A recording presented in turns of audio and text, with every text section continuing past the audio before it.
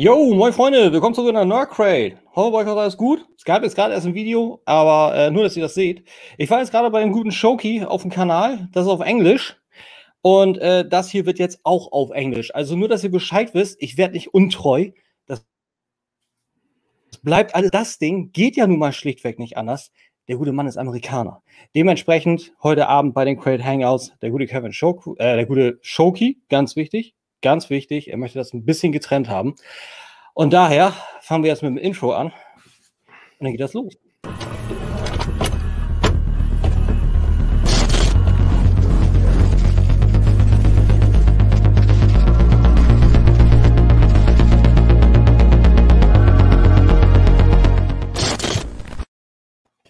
Man, that was rough. I slightly scratched the curve there. I was Gonna smack. It's okay. It's your channel. It's fine. Nobody knows. And here I am trying to actually say good evening in the chat, and my autocorrect makes it worse. It's like, it's bad enough that I don't actually speak German, but the autocorrect makes it worse. It's no problem. Like the autocorrect on my new smartphone is so aggressive. Like I write shit that is not even funny anymore. Like yes. With Dan and everything, I hit him up and he's like, "What are you saying?" I'm like, "Ugh." And I got the option to put my finger on it and also correct it back to the way it should really be. Yeah. It's Android and autocorrect is such an aggressive thing. It's crazy. So and it won't autocorrect the thing that you actually want it to fix. It autocorrects the thing that doesn't need to be changed. Yeah, this is crazy. It's so stupid. So stupid. So a few people already in the chat. We got Cantina here, the good Maurice. What's good? We got Tom. We got Andreas Berger, the guy that loaned me the mother load of Motu Origins. So yeah, and we got a weird one called Shoky Reviews. All right. So yeah, we of course want to pick it up a little bit from Shoky's channel. If you don't know what this guy is doing, he's building. You might see it in the background, a metric fuck ton of Gundams, and he has a little bit of a Halloween / also October themed time for Gundam, so to speak. And the first half of the episode, if you're interested in what we already talked a little bit, the first hour, you find that down below in the description. It's also, of course, English, but just so you know, some people need to have the information handed in small bits, otherwise they say they're not informed. Anyway, he had a few questions for me, and I have actually one question left before we actually turn over to my little style of interview. And I think you already also had something for me too, still, right? Well, it was going to be an overall discussion topic, but it's fine. Okay, because we're going to be discussing so much over here, anyways. It's fine. But you can always intersplice that. Just if it comes up, by all means. I mean, this is your show. You were on my show. Now it's your show. And that's why I say, what would the topic be, if I may, good sir? Oh, I don't have it offhand. It's something that was going. I was originally waiting for anyone in the chat, or when I reached out to my Discord. By all means, go follow the Shoky Discord if you want to. We do actually have a German in there. Dude, my plug section is in the end. What the fuck? Yep. I'm just saying. See, the problem is if you plug at the end, almost nobody's sticking around. You plug first and then you plug again. I hate those first pluggage, but I mean, yes, but it works. Right. But that's how you end up selling shirts like this one right here in the link down below. Okay, now you may have helped me sell shirts because you said in the link down below. I know. Yeah, go buy. His shirts are cooler than mine, by all means. But you guys know that you're his fans. And what I'm really hoping to see is some of my people over here. It is, of course, middle of the afternoon in America, so we'll see what happens. But hopefully down the line, you'll pick up some people from the Shoky Nation, as it were. But I'm I've been wanting to come over here and talk to you for a little while. We've been talking about doing podcasts for, I don't know, months, and we just finally, and you're like, I think I got one more in me for the year, and I'm like, dibs. It's like because you did what, Motu Daddy. Motu Dad was a few weeks Motu Dad. Yeah, that was fun to watch in German. Like I peeked in right at the end. I'm just listening. It's like, I think I know what they're talking about. See, also your fan. Well, see, yeah, I know now.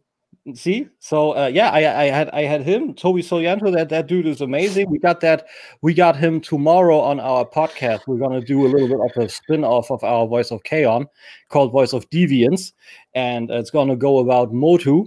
So Nice. we have him on there. So I believe that will be fun. He even bought a new microphone and everything to start off with that, and he actually bought this exact same thing, the Tenor Q9. So ooh, big time. That's always appreciated where people ask you got an advice or anything, and you can step it up and you say, yeah, I use this, I'm pretty happy with that.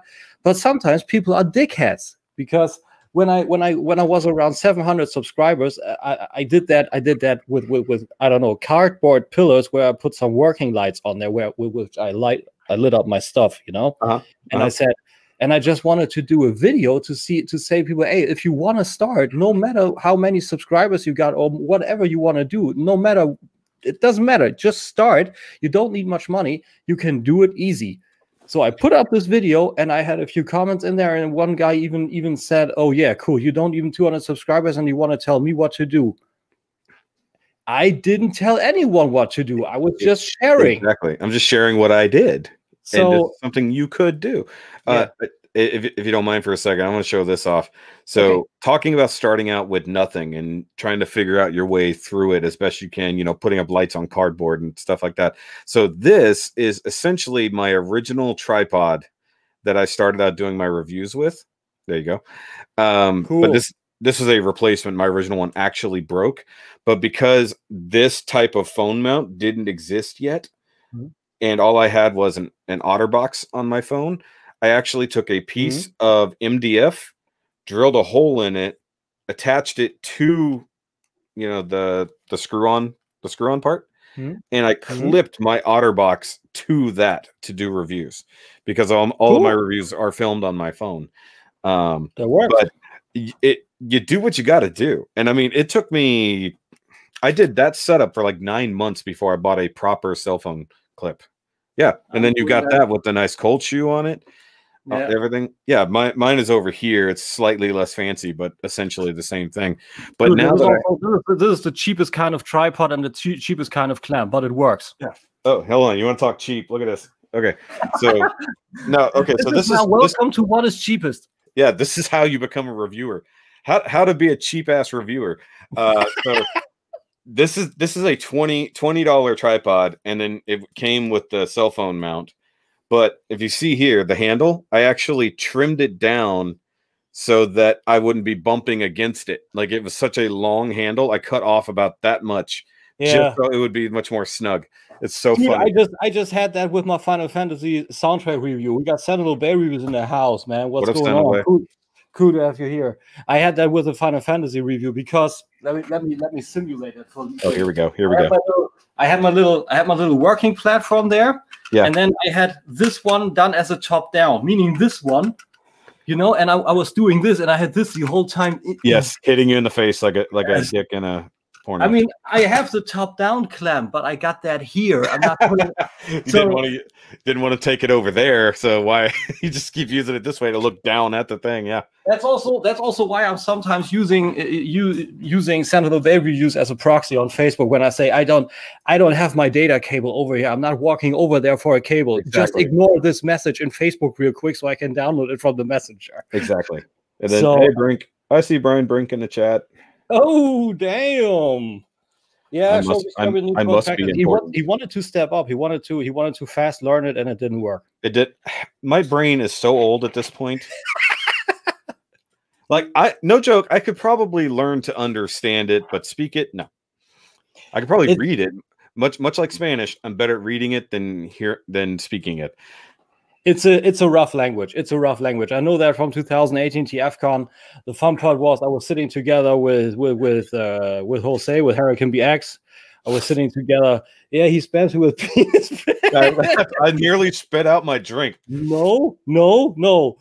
Bad then. Bad. Behave. He doesn't mean yours. He just means the ones you have on hand. Oh shit! Now I spoiled it. No, but we were sitting together. Hurricane BX. I think Brian was there too. Just one, Chris, and Kelly asked me for a few words. And the interesting part was when I tried to when I tried to speak it out as clear as possible, she wasn't able to replicate the sound. But when I spelled it out letter by letter, she was able to almost spell it exactly like it's supposed to be. That was very interesting. Yeah, some people literally have to be on hooked on phonics to understand. That's funny. Yeah, that is good. Language. I mean, hey, that's not the worst idea. I mean, I've seen your lighting for live streams, Brink. I don't really believe you. Yeah, the shelves are lit behind him, and he's just sitting in the dark, fiddling with things. He's super sitting in the dark. But I mean, hey, that's moody. That's moody. Yeah. That's moody. I mean, it's still better than Robert D's lighting in his Transformers closet. Damn. But hey, we love Robert D though. That's the thing. Oh, I think one-on-one in our little telephone chat, I think we spoke about that in length. That Robert D sure is appreciated. Yeah, I agree with you, Andreas. Yeah, you do? Yeah, sure. He said he understands English better than he speaks it. I know. That's what I figured. See, I can read it. That's the thing. It's like I can read and have a basic understanding because I've listened to so much Rammstein. Oh, that is interesting. Okay, cool. Well, look at it this way. If I look up the lyrics, I get them in German and then I get them in English. So this word means this, you know. So I've learned the English lyrics to certain songs, so therefore I can go, okay, this word clearly is the root of this type of word, therefore it must mean this. So there's some minor understanding there, and in a weird cultural way to pick up a language via song lyrics that are in English and German makes sense. Plus Rammstein's just awesome. Yeah. Senator Berry was also just said, I learned most of my English via songs, so why shouldn't it work vice versa? That's true. I worked it. I learned it. I learned the basis, actual English with colloquials and stuff from school, and then I extended that during or through comics and movies. Makes sense. Yep. Less so music. The fun fact is actually that I mostly not understand song texts, like lyrics. That is the weird part. I have to, when I want to understand a song, actually, I have to read the lyrics, and then I can put that into the song and also. So if you're hearing it in English, it doesn't necessarily make as much sense until you can read it. Exactly. Because sometimes context isn't obvious when spoken.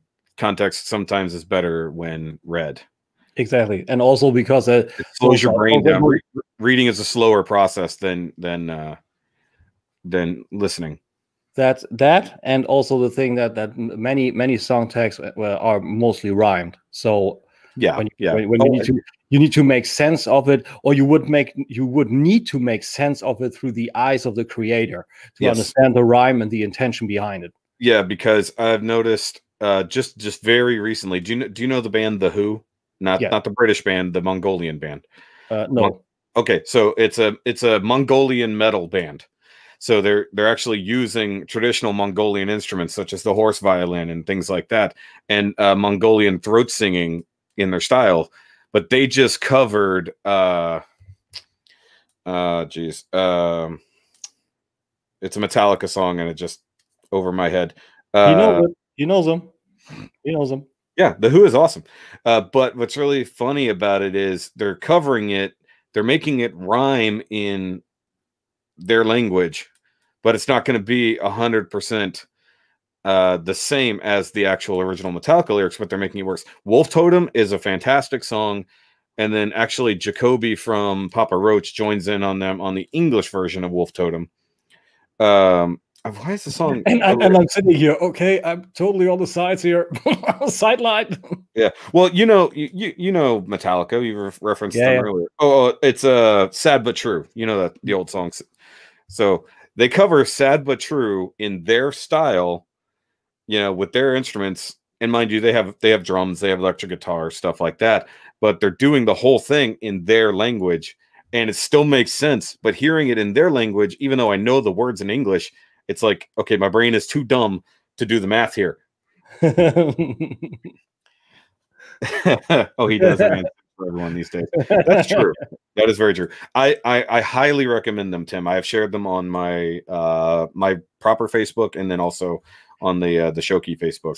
Since you said that now, and since Dan said Wolf told him, I actually remember that he actually put me onto them also. So we talked about that, but it's we talk about a lot. I mean, it's almost 2 years, and we talk daily. There's a lot of stuff that it's just falling down on the back. So Andreas is saying that he learned a little bit of English while watching Married with Children and learning a lot of colloquialisms from Al Bundy. Is that what he's kind of saying there?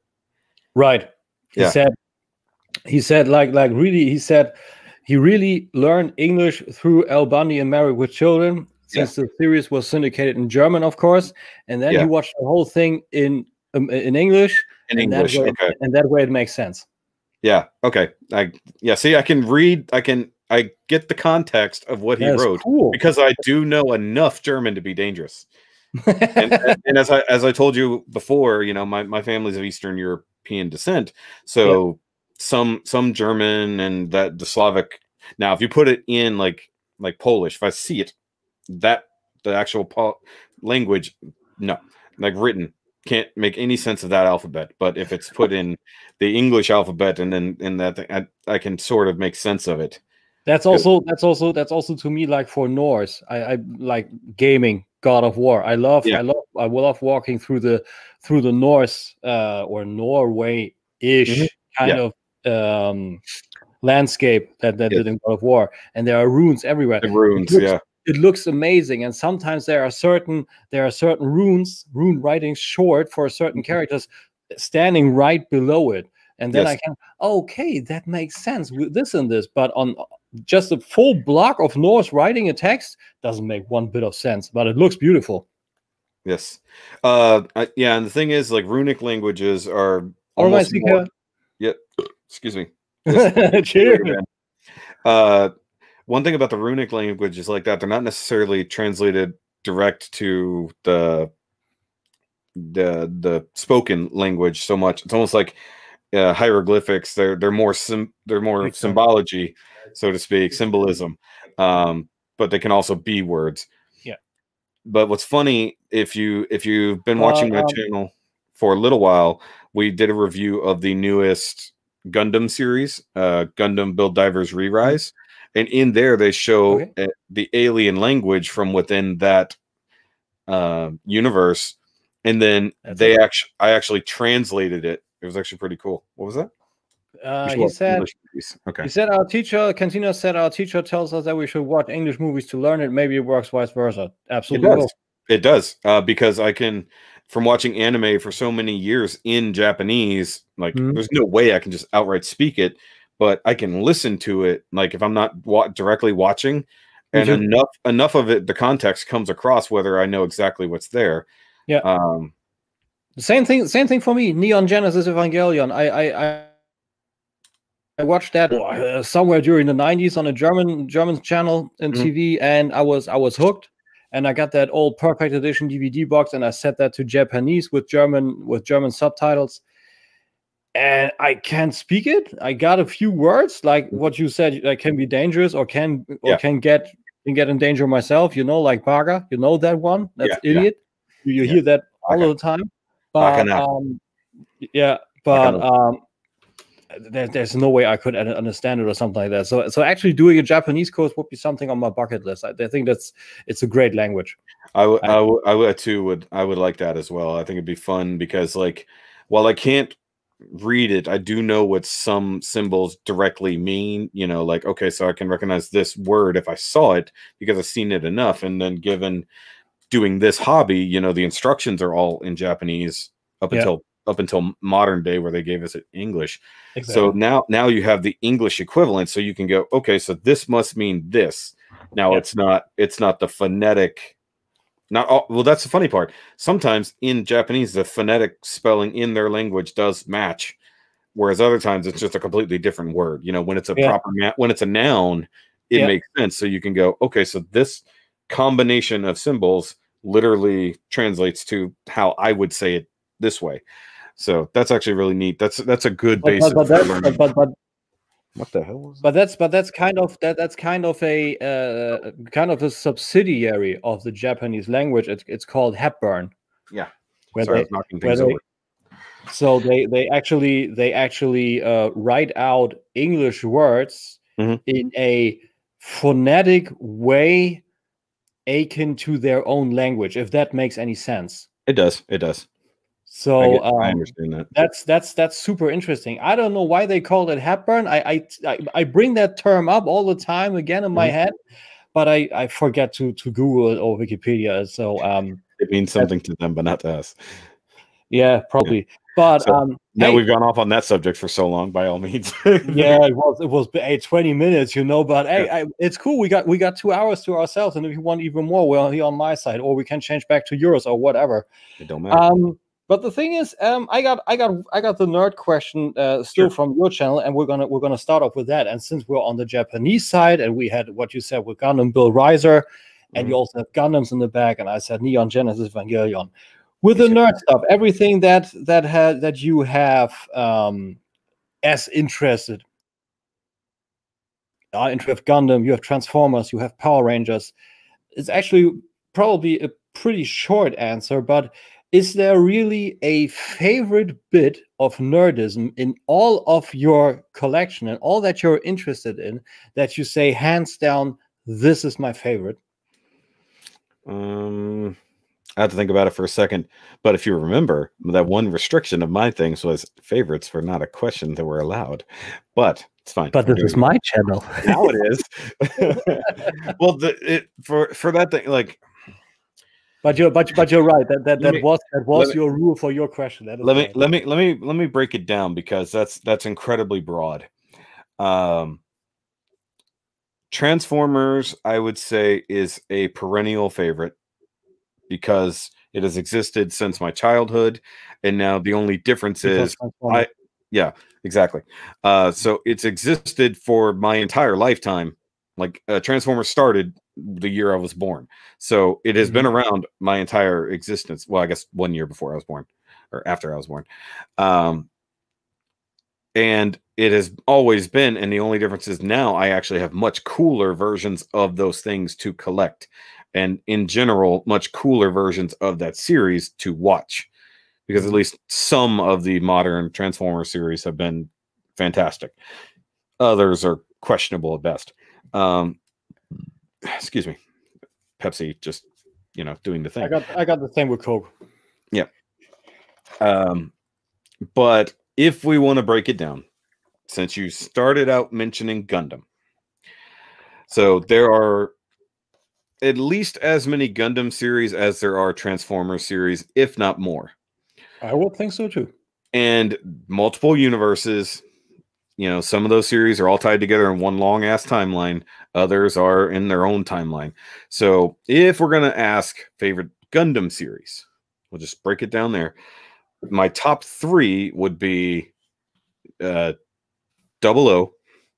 So that's where my 00 October, that the series you were talking about, my October series, came from. This shirt, in fact. That's not me merchandise. I'm just showing that's where that logo comes from. It's Gundam 00. And just like to play on words, 00 October. So that whole month, I mean, put it this way. That's my favorite because I've dedicated an entire month focusing on content related to that series. I haven't done that for any other series. Wow. So behind that would be Gundam IBO, or Iron Blooded Orphans, which is a much more modern series. It came out less than 5 years ago. I heard about that. And some people have a hard time watching it, and I don't understand that. But other people, I wouldn't say it's just a good Gundam series. It's a good anime. The characters are actually really well written, though some people only see the surface level of, oh, he's just a fighter, or this, that, and the other. The second season is where it drops off. That's why a lot of people kind of get pissy with it. They really, really rush through the back half of the second season just to get to the end of the story. So it kind of does hurt things. And I won't spoil the ending because people should watch it. It's just that good. He said, "Oh yeah, he wants to know why you don't have a beer." It's like, that's funny. I was just reading the comments.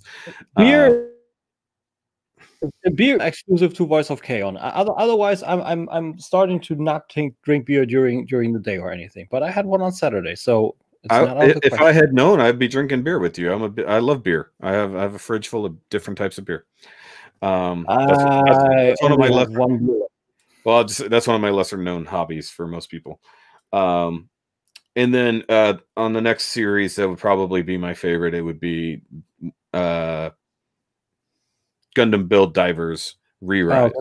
Okay. So that's the one that just concluded. And I specifically say Re-Rise because their Build Divers came first. This is the sequel series that builds on the same universe, no pun intended.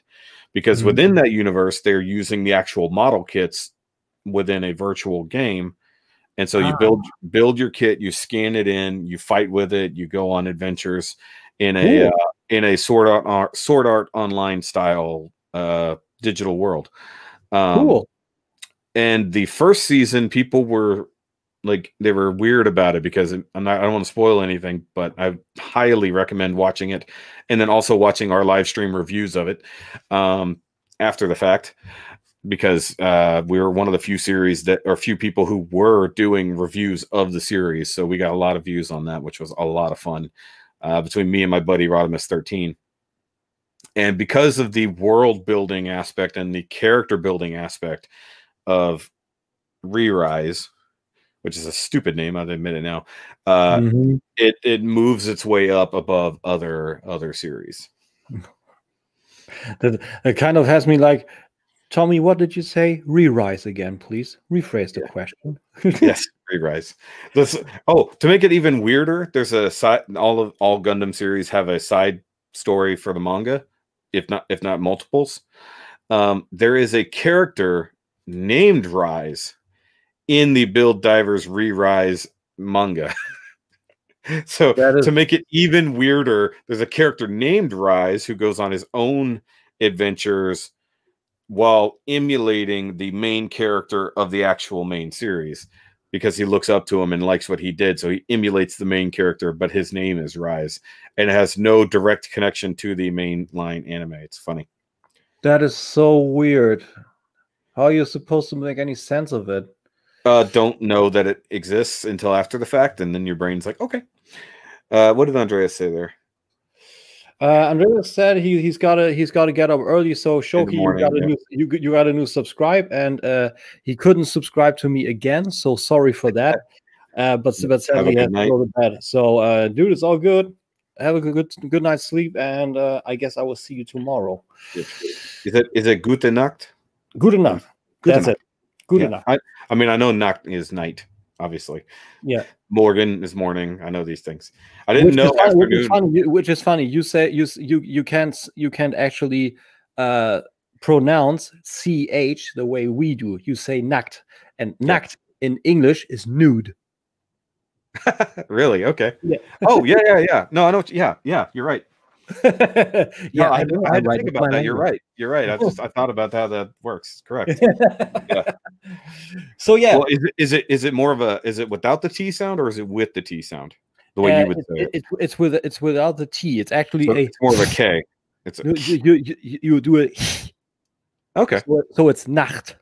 Nacht. Got it. But I'm saying the T is at the end. You do get the T at the very end. Okay, just making sure the T is not silent. The T is pronounced. But it's not a hard T, so to speak. You got to get the more guttural what's the word I'm looking for here? Glottal stop kind of in the CH. Yeah, essentially. It goes in pretty soft. Nacht. Yeah, Nacht. Yeah. That's pretty much it. Don't need to hawk the loogie with it though. It's I'm an American speaking a little bit of German. It's okay. You make it work. But hey, I believe that was your part of the questioning, right? That was technically part of my series as well, but it works. Okay, so we can essentially say that's officially now the end of part one. So yes, just for a short thing, since Shoky also gives me a little bit of knowledge here and there. If you like what we do, especially what I do, of course, since this is my channel, like and subscribe. I would sure appreciate it. He's got a cool animation.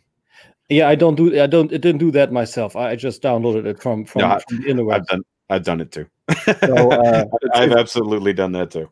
So it's there. It's royalty free. Whatever. So see, there's not enough people watching. This is, but more people than watching have liked the video so far. So that's good. We had 8 or 9. Everybody went to bed on us, Tim. I mean, it is almost 10 over here, but I know. Yeah, we'd have to do it at like 2 a.m. for you to be at good time on this side, dude. But funnily enough, we had to talk about YouTube and the algorithm and everything, and I believe I could actually see that being the case. That I said I do my stuff in English. I had the channel in English. I had the usual settings I had in English, but on the other hand, I am in Germany. So I could see this fucking over the algorithm. It's so funny because the algorithm, the main thing that the algorithm goes by is by likes and by comments. So viewer interaction. And at that point, it will start pushing you more if it sees more people are liking and more people are commenting. And that's one problem I have, even at my level, so to speak. You know, I would never remotely call myself a successful YouTuber in any way, shape, or form. I just happen to have just under 7,500 subscribers, but it's taken me 5 years to get that far. Okay. But my algorithm is so stupid that nobody watches anything within the first week or two. It'll stay, most videos will stay between 50 and 150 views, unless it's something just absolutely spectacular, and then it just blows up. But then if I have a video that is slightly controversial and people want to talk about it, then the comments start filling up and then the views start going up. So, and by that, I mean, if I have an opinion about a series or things like that. So doing a live stream where you've got 10 or 15 people watching and they're commenting the whole time, that goes into the algorithm. And because it looks like comments. So that's the thing about it. So having people interact with it is the most important thing. Versus but also the watch time. Also the watch time, how long people actually stay on the video. And here's the thing. I don't remember if I told you this or not. I know I talked about it with somebody else. Watch times are bullshit in the first place because my average watch time is like under 4 minutes. But my average watch time is now actually, since I switched to German, my average watch time had risen by 1 minute overall. Impressive. But what is it totally? I don't know, but I'm happy. Okay. So sorry for rockrolling you again. No, you're fine. Since you asked how long usual, usually was somewhere in the 4 to 5 minutes, sometimes 6 minute vicinity. Oh wow, your watch time is way better than mine. But the reason I say that watch times are bullshit is because it's only going by when you are actually, and this is going to sound strange, when you are actually watching it. So if you have a 2-hour podcast, some people will watch it they'll watch the entire 2 hours without taking a break, and that's fantastic. Other people will pause it every 5 minutes, go do something, they come back, and when you're pausing, that doesn't count toward that. Where you paused was your watch time, and then it picks up again in the next chunk of viewing. And you think of it that way because you're not watching it if it's paused, right? Of course. So that counts. Oop, that was a watch. And then now you're coming back to it. So, and that's what I realized is like, wait, I got a 40-minute video and people have literally only watched 1.5 minutes of it. That makes no sense. Yeah, it's ridiculous. So realistically, sorry, that's not how the watch time works. This is why it's called average watch time. It takes all the viewers, yes, and it counts them all together and then divides it by all those, and this and that outcome, essentially, this is the watch time that you are watching. Of course, it looks ridiculous when I say on my Unicron review that was 38 minutes. I have an average watch time of around 7 minutes, but if you count that down, which is good. There were a lot of complete run-throughs. Yes. And then there's a whole lot of people who watch it for 30 seconds. Maybe that, or just pick them out. Let's say, okay, I don't know where the spikes go. Is there a portion where I see how the spikes are attached? Yeah, that's also where I said, okay, I will do a second video on that solely for the spikes and for the screw covers, and that ran. And that's a funny video. I love the intro. I think the intro turned out quite good. I was pretty happy with that. That's why I got the thumbnail for my video from that video, because it was so funny. And now it was awkward for me because I had to slow it down to get a good proper screenshot. So I got to listen to you doing that at 50% speed, and I was like, go 1-800. It was weird, dude. It was really weird. I was like, and for a minute I forgot I slowed it down. I'm like, I know Tim talks faster than this. So sometimes my brain doesn't register that I did it. But the reason I say that with the watch times, there are people who click on a video, they've never seen your content before, they watch for less than a minute, and then they go, I don't want to watch this, and they click away. But then you have your fans who watch every minute of every video nonstop. Yeah. So for every, say, half your views are people who are gone within a minute, and the rest are all 20 minutes, all 30 minutes. And so, yeah, that really does screw up the numbers. So when I have a 4-hour-long podcast and it shows that the watch time is like 4 minutes, I know that's not true. I just know that some people are taking a break. They're coming back to it later. They're jumping around, because jumping around, especially with now the chapters we can use, jump around. Oh, too much. We don't get copyright. Dude, I'm really anxious about that. In my newest review, I put a few snippets of the Final Fantasy VII Remake soundtrack in there, 10 seconds max. I wonder if I'm gonna get flagged for that or not. I put that in there. They would have let you know already. Yeah, probably. Right? It comes out when it's processing. Now the system is so quick that it'll catch it when it's processing. Probably. Considering my third channel is reviewing music, I know all about stupid copyright claims, because I'm literally everything I'm doing is within fair use, and I currently have half of my videos with claims that I cannot dispute now, even though I have disputed them under fair use, and they will never be able to be monetized. That's ridiculous. Yes, it is. And but there's a reason that's my third channel that I'm just doing for fun. So I isolated my different things that I do. So my main channel is Gundams and model building and the main chunk of Transformers stuff. The second channel is action figures, vlogging, and the transformation videos, or reverse transformation videos for my Transformers. So you have a reason. Oh, I just saw that. We're gonna lose everybody. No, he's in here. He's in here on Facebook. He's watching. That's from Facebook. Okay, yeah. See, I forgot it shows the different things in there. I don't get a whole lot of multi-streams. So on my main channel, I'll show most of the review of a Transformer, usually from alt mode to bot mode. And then on my second channel, I put up my Taro videos, which is transform and roll out. So that's from bot mode to alt mode, usually. Okay. And what's funny about that, sometimes those get all the views rather than the actual review. So, ridiculous. So you the other day you brought up the Scaramanga, the New Age Scaramanga, and I barely have double your views on that with 10 times your subscribers. But my transformation video for him has double the views of the review. So tell me how that makes any sense. That makes no sense. It doesn't. So this is why I kind of given up on making sense of YouTube and just doing what I want and hope it works. Yeah. That's also what I'm doing now. I'm also done with putting in bumpers for like and subscribe and all that shit, because I'm saying people that want to watch me, watch me. People that want to subscribe to me, subscribe to me. If they don't, I can't change that. And quite honestly, you said that yourself, editing videos takes hours and hours. And quite honestly, now that I cut off most of my little couch segment, my casting couch, I did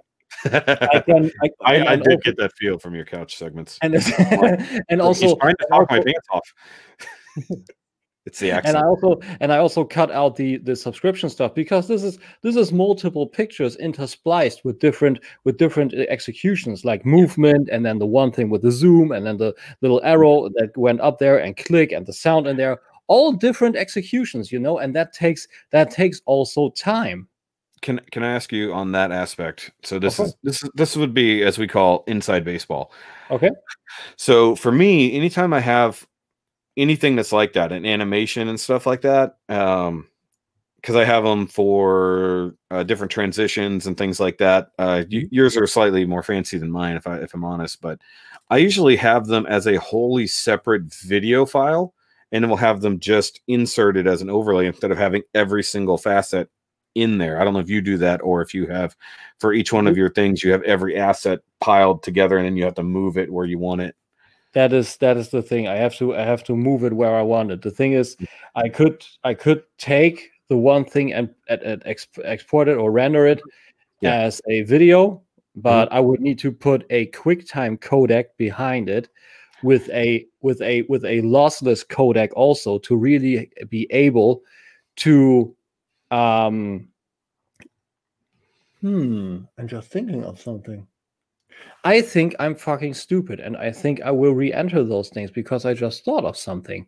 Because I can just take the overall color of it and make it a green screen and work in that, and then just get rid of the green and be done with it, and have just a video with a big old green and everything, and I'm just this is gonna radiate my eyes, and then you key it out. Yep. I could key it out, essentially. Yeah, because I've done that. I've done that exact thing for an overlay. Because I could also do it differently, but this is so stupid, and it's hitting me from the top of my head, and I want to sink down in shame. Well, sometimes it takes somebody else's point of view for you to realize that it was like, oh yeah, that was way easier than I ever considered it. Why am I doing all this extra work? And especially it was your question now that brought me back to something that Dan said to me months ago, and I just lost it. Yeah. And now write it down so you don't forget. I will. When we are done with here, I will start on it right away, because I have a few hours, and then I'm actually a guest elsewhere. So today this is a package. You're just bouncing all over the place. I'm bouncing all over. So that's that. And talking about editing and stuff like that, and you and I discussed it offhand in one of your other streams, and I said I now shoot in such a way that I edit less if possible. Especially for my quickies, which are my action figure reviews. Most of the time I got a casting couch, and you got quickies. This is weird. Yeah, it is. except I'm just in a chair. It's a little less awkward. You just got a very nice white wraparound couch.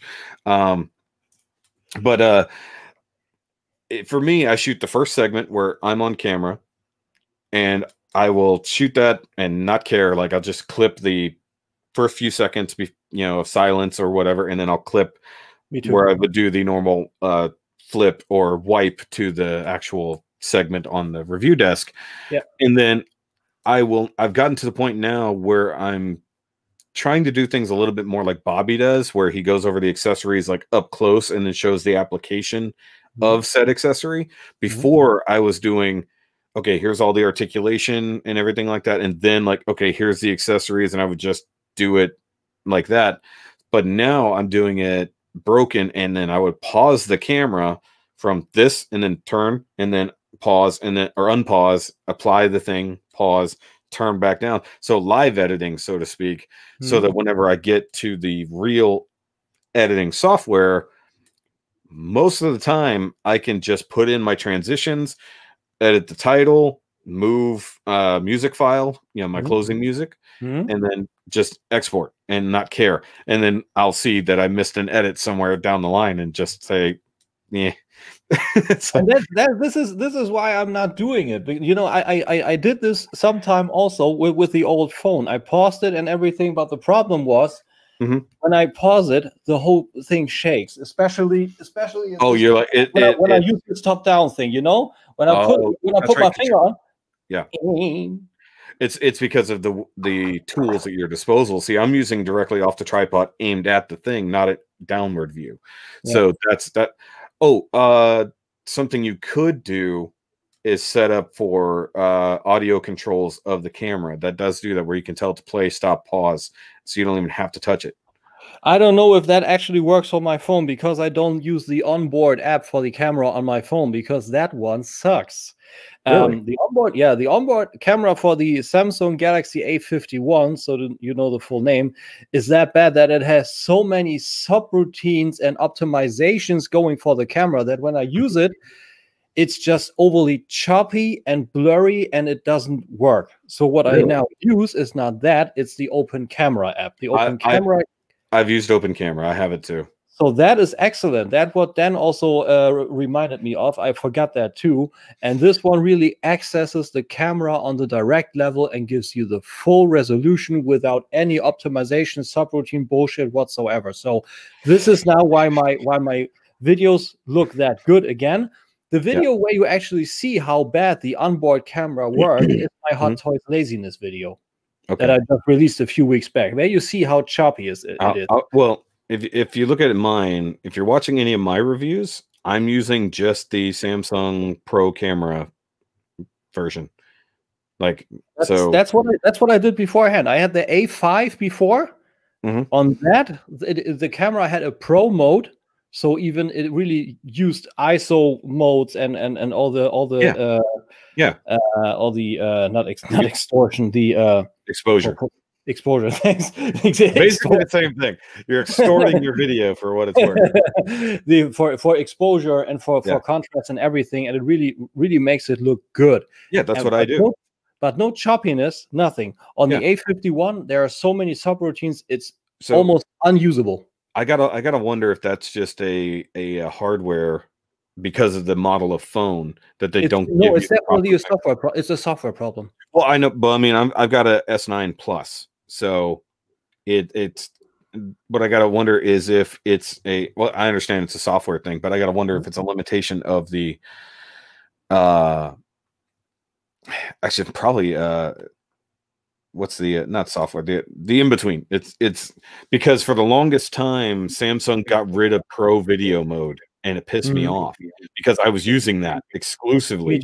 Me too. And the main, somebody's sending me messages on Instagram, and they got rid of it on the mainline phones, and they only gave it back a few months ago. So I was having to use Open Camera or just using the video as it is, and it talked like how you said it kind of sucks. I just made do, because for me it came down to my lighting more than anything. That's something I discussed on several levels. How I've changed my background, I've changed my lighting setup, targeted things better. I tried that too. I tried that multiple times. It didn't work. I get you. No, I get you, because I was having so many problems where I would have to just fix the focus. Yeah. So that way all the settings would just pause. And that was the only way I could do it. And then I would have to adjust myself. And that was months of pain in the ass filming. I understand you, my friend. And the real problem on that is, especially, I got this new phone because the old one was just full.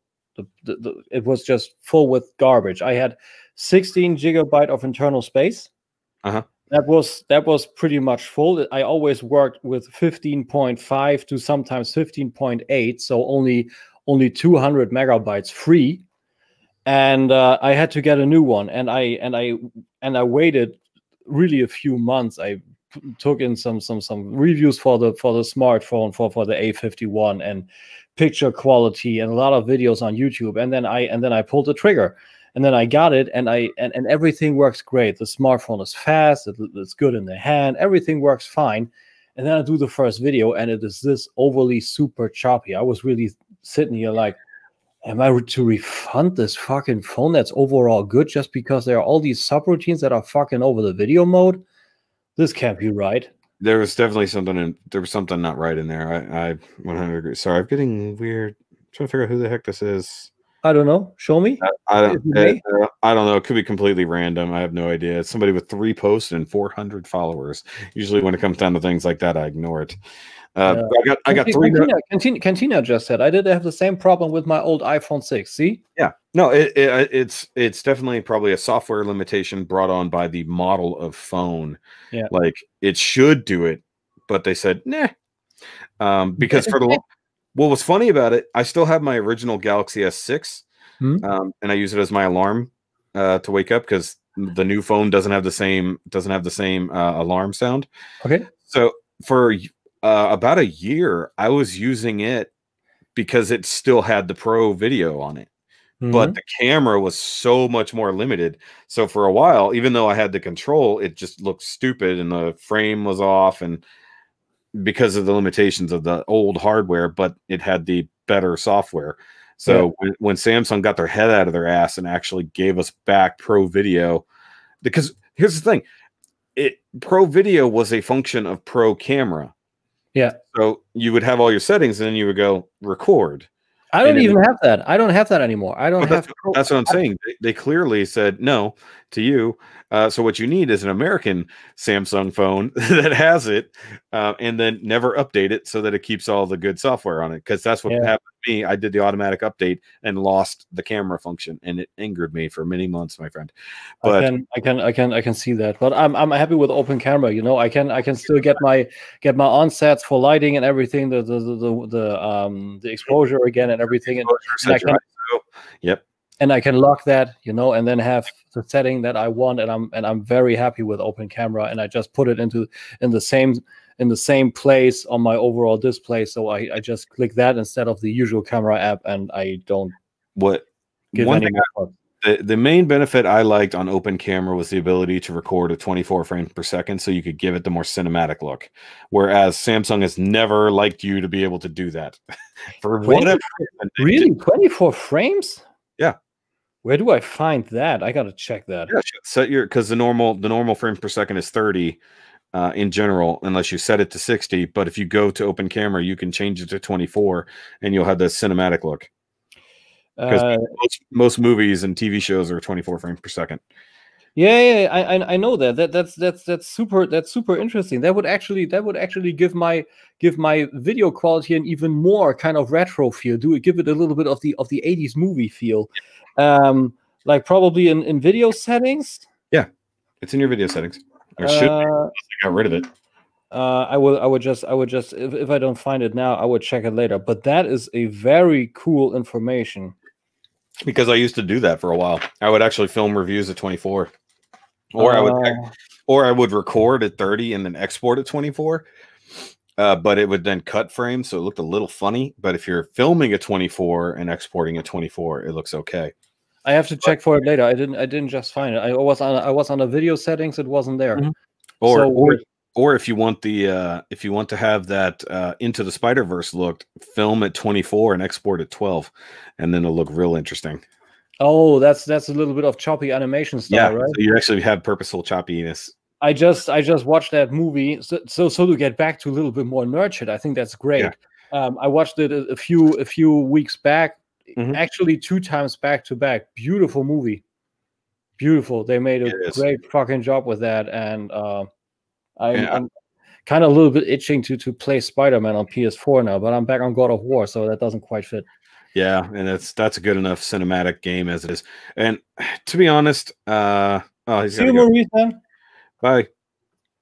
To me, like, they need to never make a God of War movie because the games are doing it as it is. Yes. And you're never going to get somebody who's going to look enough like Kratos and fit the voice. And while I quite honestly, sorry if I cut you off there. Quite honestly, I would even think if they would cast someone as Kratos, do actually take someone like Christopher Judge. I do not care if it's an African American or a Caucasian. And Christopher Judge has the voice for the old Kratos. Yeah. And he is also jacked, and with a bald head, he looks the part. And when you paint him up white, I have zero gripes with that. I don't know how he would feel about being painted white, to be totally honest. But he was but that is no whitewashing. Gold, but he was somewhat gold. That would not be whitewashing. It's ashes. It's not whitewashing. He's not playing.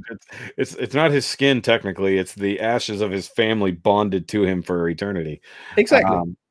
I don't think he would. I'm going to be honest. Like, I like Chris Judge. I like him a lot. I've loved almost everything he's ever been in. But I think at this point he's a better voice actor than on-screen actor.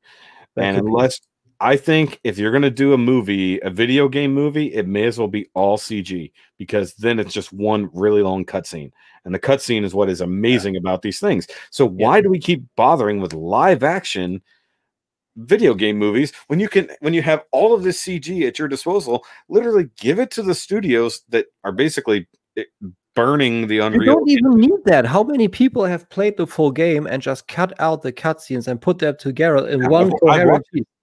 Yeah. Well, the thing is, of course, you're missing a whole lot of context of the playable cutscene, so to speak. Of course. Also, mere story on the Sea of Nine and everything. Yeah, exactly. With because I've watched all the playthroughs. Like, there's so much context to that particular game that, especially if you get into Mimir's stories, like, you can't. There's no good way to translate the Mimir boat stories to a movie, because that is just stuff that happens in between. So it would only have to be exposition for exposition's sake in a real movie. That's the problem. There would be so much story just missing. Also intersplice stuff. Let's say God of War, the first little bits about demos. You know, how are you gonna put that in those? I don't know, somewhere in between the movie as an information snippet somewhere that's getting lost. How is that supposed to work? I'm 100% with you. You would have to do it as bumpers. Like, you just do it as bumpers between scenes, like literally almost like Attack on Titan does when they give you information about the wall and the different almost like a YouTube video. Like if you want to hear Mimir's story, click here. Hey, on Netflix that works. You could literally do that. I think it would work better like a Witcher type setting, where you break it down into a series that would have to be 10 to 12 episodes of a season. And that's the only, it won't work as movies, because video games are like comic books. They're not 2 hours and you're done, unless it's a crappy video game. No. It's an epic story told across some amount of time. Exactly. And I mean, and then especially with that particular God of War, with the dense Norse mythology that is now also interacting with the Greek and Egyptian mythologies, where you can now see that, I mean, spoilers for people who haven't seen all the playthroughs of the game, you find out that there's at least one explorer who has managed to visit all of these different countries and experience all of the different mythologies, other than Kratos, that is, and may or may not have been a god of all of these things at the same time. That would be so crazy. I can't imagine how Cory Barlog is gonna go forward with this. Also with Ragnarok, with Thor and everything. Dude, if you actually stuck around for the full ending, I think some people for some reason. I just saw it. I just saw that with Thor. I didn't know this was happening. I didn't spoil myself whatsoever. Yeah. And I just happened to really got to see that. I'm just currently backtracking. I'm getting all the ravens and all the side quests and all that shit. And I was going back home. And I was going back home, and there's this little bit where it says sleep, and I'm like, oh, cool, a little nod to GTA. You gotta sleep at least. Yeah. And then no, that's not enough. It goes to the final cutscene, so to speak. Hey, fucking crazy, man. I mean, and then the cape, and then the cape goes to the side, and there's Mjolnir hanging from his hip. I mean, and then a lightning. Yep. Crazy. But then the whole thing about Jormungandr, what Jormungandr may or may not be, and how it ties directly to Atreus and Kratos, and how Athena comes to visit him at one point. I'm getting chills thinking. I'm getting chills thinking about when he takes up the rug and the floorboards of the cabin. Me too. I mean, it is a big continuation mistake. But I said to myself, okay, I explain it for myself this way. Yeah. I mean, it should have been the Blades of Exile. But the thing is, after he got killed, after the Olympian Pantheon was killed, after Greece was all done, I said to myself, okay, he just swam off those shores, and maybe the Greek magic just left the Blades of Exile and returned to their original states of the Blades of Chaos. The Blades of Chaos, yeah. So, no, you're right. It should have been, because he got 3 different sets of blades, or is it just Blades 2? of Chaos, Blades of Athena, and then Blades of Exile. That's what I thought. Yeah, because I didn't play the later games. I only played the first 2. I played and platinized every single one of those games except for Betrayal and 4. Yeah. So it's just, I think more than ever, the fourth one really builds on character. Yeah. And it gave you, like, there have been other people along for the ride, so to speak, but most of the time it's just Kratos. But to have his interaction with Atreus, having to learn to be a father, how to learn how to be a god that isn't a god, that isn't a man, again, in a world that he didn't completely understand when he got into it.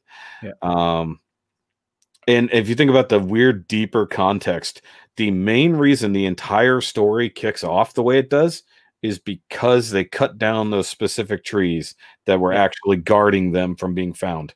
So they cut down these trees to build the bonfire to burn her body, and that's the only reason they were ever found in the first place. It's like, what the fuck? Like, that, and then also when you have you seen the making of Raising Kratos? I might have, but I've watched a lot of things.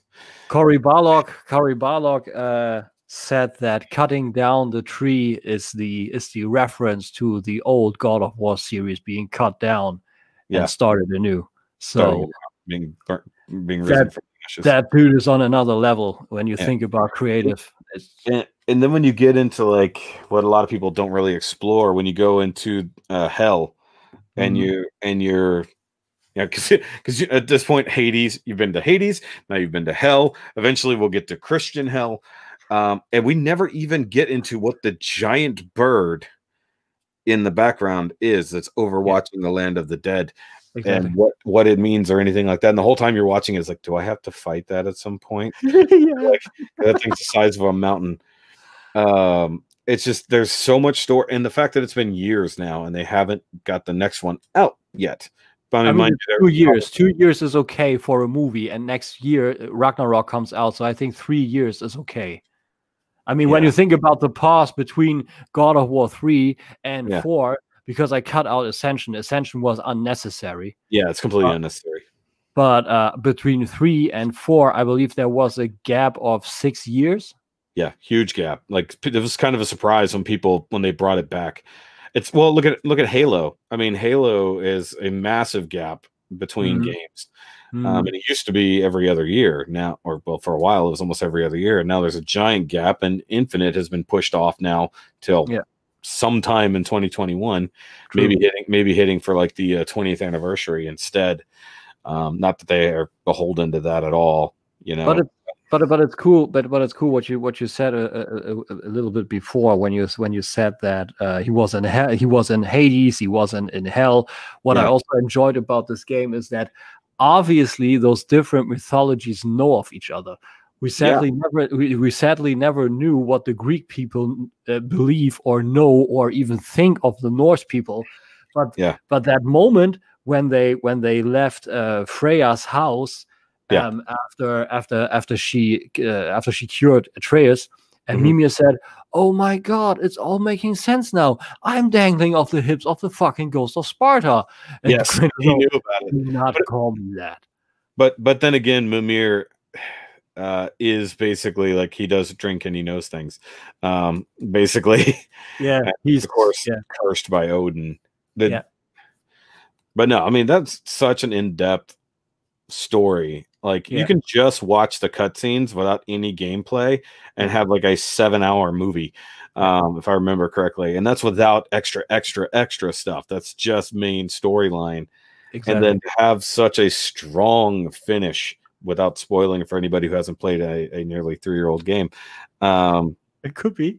It's still like, it resonates like the final hidden tablet under the tarp that they ignored the first time. Then Kratos looks at it and goes, okay, that's where this is going.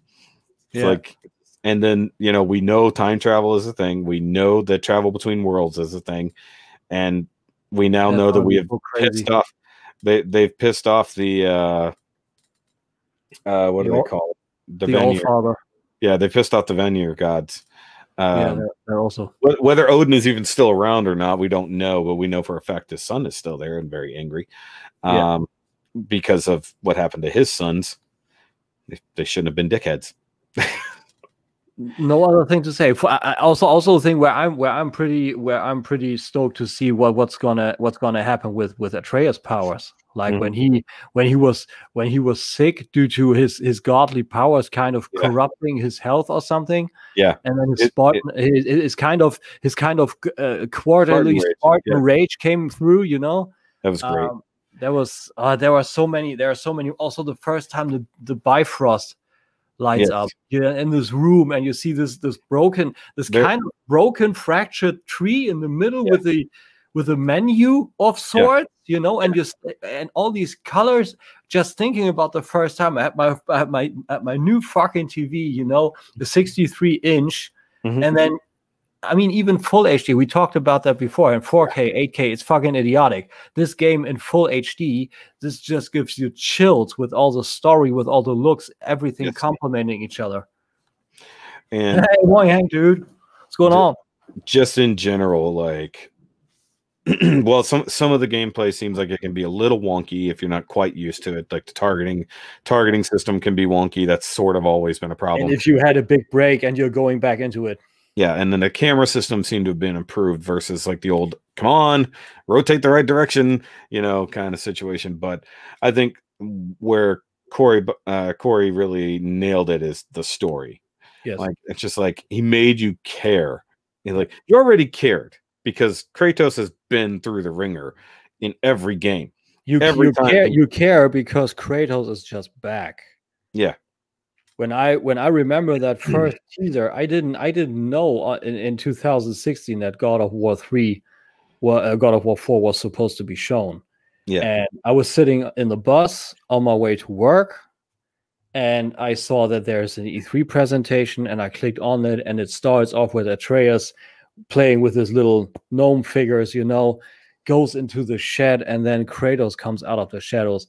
Dude, I had chills on my spine because you didn't even know, like, there's no like, this is going to be the god of, hopefully you didn't know it was going to be a God of War, and then all of a sudden Kratos comes out with the beard and attacking his army. Yeah, we're talking about God of War right now. He just really got off on video games and then really started talking about God of War, so we've been going on about that for now. I didn't also know that you're so deep into God of War. I didn't know that.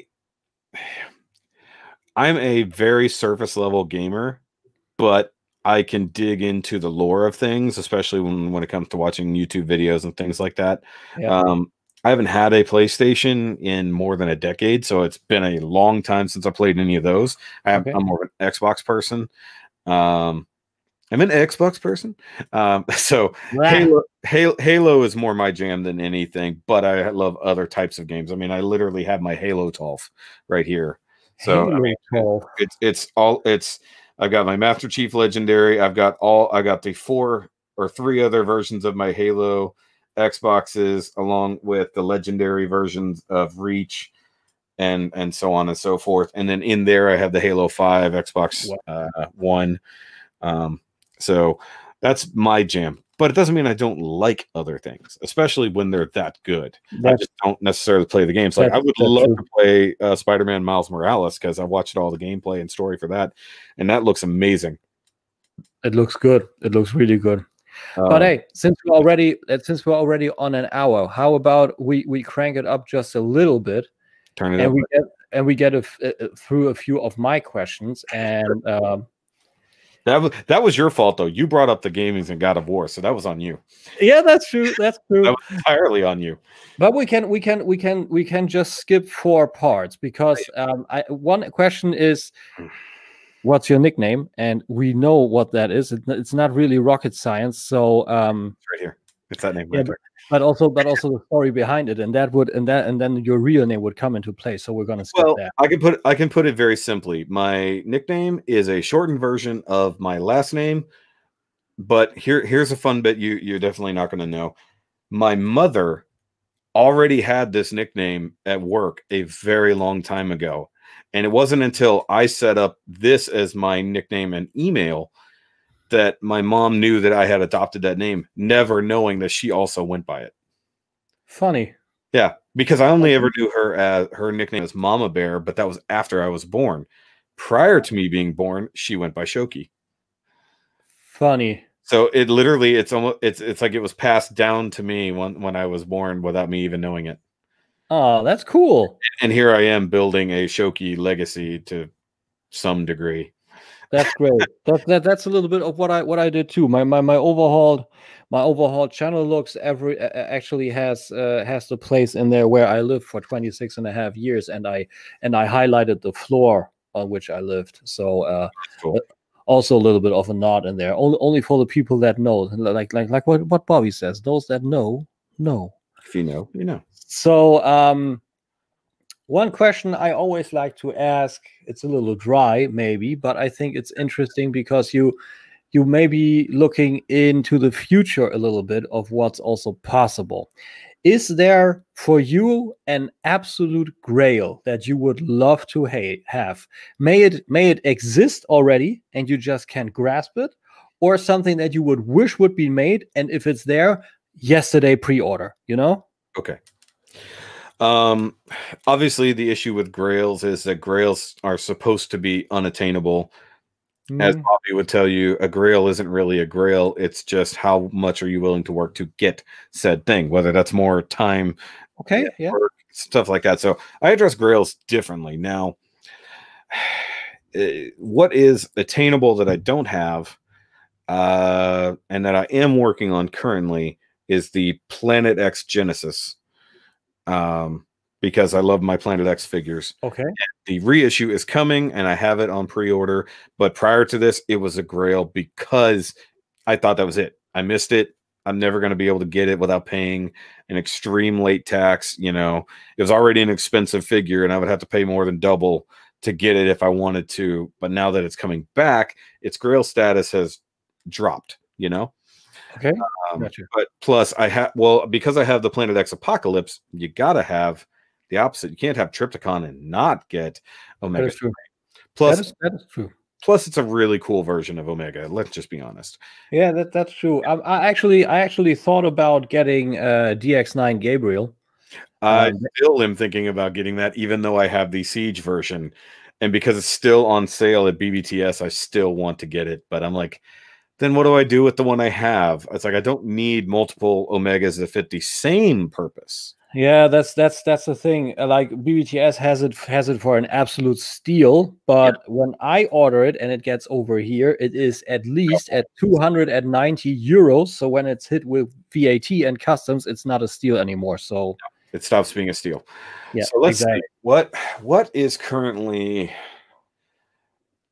I got to think about it for a second because.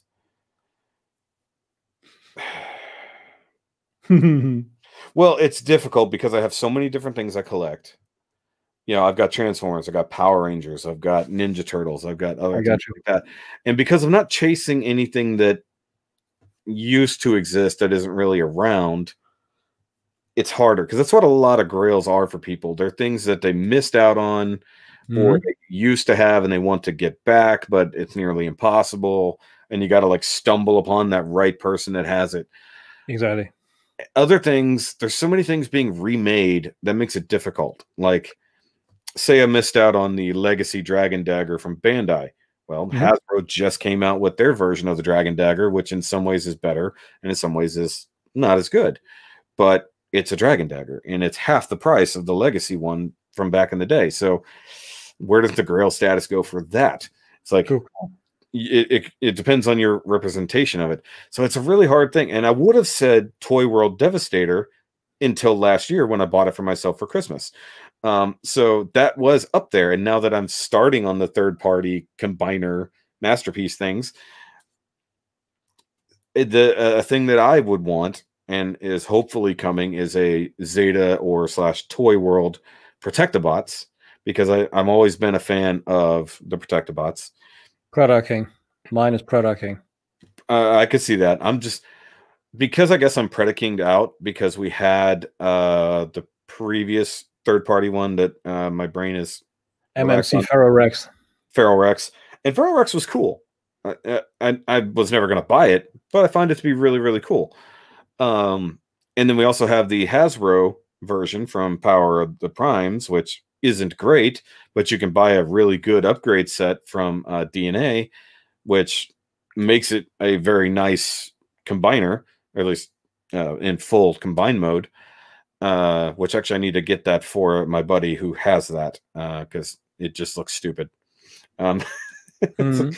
We did a Christmas live stream when we first opened it and combined it and put all the stickers on 2 years ago, and that was fun, and nobody watched it, even though we were playing with our toys. Damn, I mean, it's a hard question because I got to think of something that I'm after that is hard to get or doesn't exist that I definitely want. Oh, you see, okay. You see that's something. That is actually what I can say. You know, Saber Rider and the Star Sheriffs. What I said to you earlier.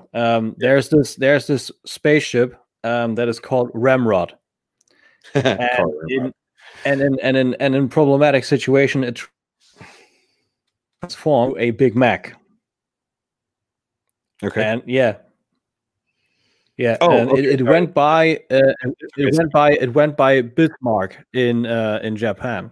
I got you. And in Japan it isn't that big, but in Germany and also usually overall in the Western Hemisphere, that's where it's actually pretty sought after. And there is a Bandai Soul of Shogoken old Ramrod actually existing going under Bismarck. And since they're doing all this new stuff with the Voltron and also with the vehicle Voltron and everything, I hope that this would be coming. So it's rather easy for me. But if you're pretty much happy and you essentially don't have a Grail that you would love, if there's nothing that's coming from the top of your head, I would even say that maybe then there is no Grail for you in existence. I would say, I will say that there are certain things that I do want to exist. So if you want to call them Grails, and I consider it a matter of time, and that's Planet X doing the car bots from the games. They've so far they've only really dug into like Ironhide and Ratchet, and then nobody else. And I know at some point we saw a Sideswipe prototype, or at least render, and they have not shown any progress with that whatsoever. And now they're moving on to more IDW stuff. We just got the images for IDW Grimlock, which looks cool, but hey, we still have a giant lineup from the game you have not done. True. So if they gave us, and I guess we have Shockwave coming, which cool, I guess, because he created the Dinobots as they are in the game, so that is important. So I would say, and the area we need. I got to think about it this way: Sentinel's back again. Sentinel's back. Tell your friends. Anyways, so I would say the rest of the Fall of Cybertron lineup from Planet X that needs to happen, because I mean they haven't even given us a Bumblebee or Cliffjumper, and they're the same damn thing. That is true. All of those, and those are the easier Transformers. Like Dinobots are hard, Insecticons are kind of hard, Jetbots are kind of hard. Robots that turn into cars is not that hard. Most of them are shell formers. So, and I loved the Generations version of that Bumblebee and that Cliffjumper. That was actually one of my favorites from that Generations line. But they never scaled together like with the Seekers and stuff like that, because they were all the same size. So for me, getting those finally done would be fantastic. And you know, another thing I would have said was a Grail was updated versions of Ronin Warriors. We have those. I was like, I would have never thought, as a child of the 90s who loved that series, which apparently goes all the way back to, well, forever ago, because the copyright on it was 1955. So I haven't figured out how old that series really was. So we got modern Ronin Warriors that function the same way the original toys did, but added flair, no pun intended, from the animation. So it's like, in a way, most of the things that I want to happen or have wanted to happen are happening. Hasbro is finally making monsters from Power Rangers that Bandai literally never gave us since the 90s, or never gave us at all. And that's a huge thing. That is true. So, okay. I'll say this. I believe it was maybe not Soul of Chogokin, but in that same line from Bandai, Gurren Lagann. I want that. Who? Gurren Lagann. What's that? This guy. So this. Okay. So this is the Pliobot. So this is their model version of their action figure, almost like Flame Toys does. Okay. So the Ryobot or Ryobot is their actual action figure, fully painted, comes with all things. This is Pliobot, so it's their plastic model version of their Ryobot. So almost the exact same thing, but with less cool stuff. You've got to paint it, you've got to add stickers, that kind of stuff, and significantly cheaper. But I'm trying to remember if it was Soul of Chogokin or another in that high-end figure line of this character. If you haven't watched Gurren Lagann, you need to. If you're a mecha anime fan, it's you need to write that down in Messenger, and I would check that out. I absolutely would. I'll say, okay, yeah. He says Soul of Chogokin Ramrod, please. There we go. See. That's a sick part, dude. Okay, so let me look at that. Shoky doesn't know about it. Shoky doesn't know it. He has a very shallow connection to Brave Star, and he doesn't know Saber Rider and the Star Sheriffs. Okay, hold on. Okay, so Brave Star with 2 R's, and it's Ramrod? No, Saber Rider has Ramrod, not Brave Star. Oh, okay, sorry. You said them at the same time. So Saber Rider? Saber Rider and the Star Sheriffs. Oh, okay, yeah.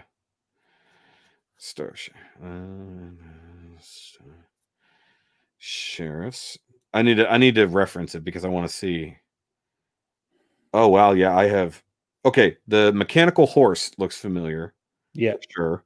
But the mechanical is a bit of mechanical horse also showed up in Galaxy Rangers. They had. So I was going to say, in a way, this is very, very Power Rangers, very like Voltron-esque. Okay, so I see the mech. Yeah, there it is. Okay, looks like a big fucking cowboy. I literally have zero reference for this. So Brave Star, I recognize.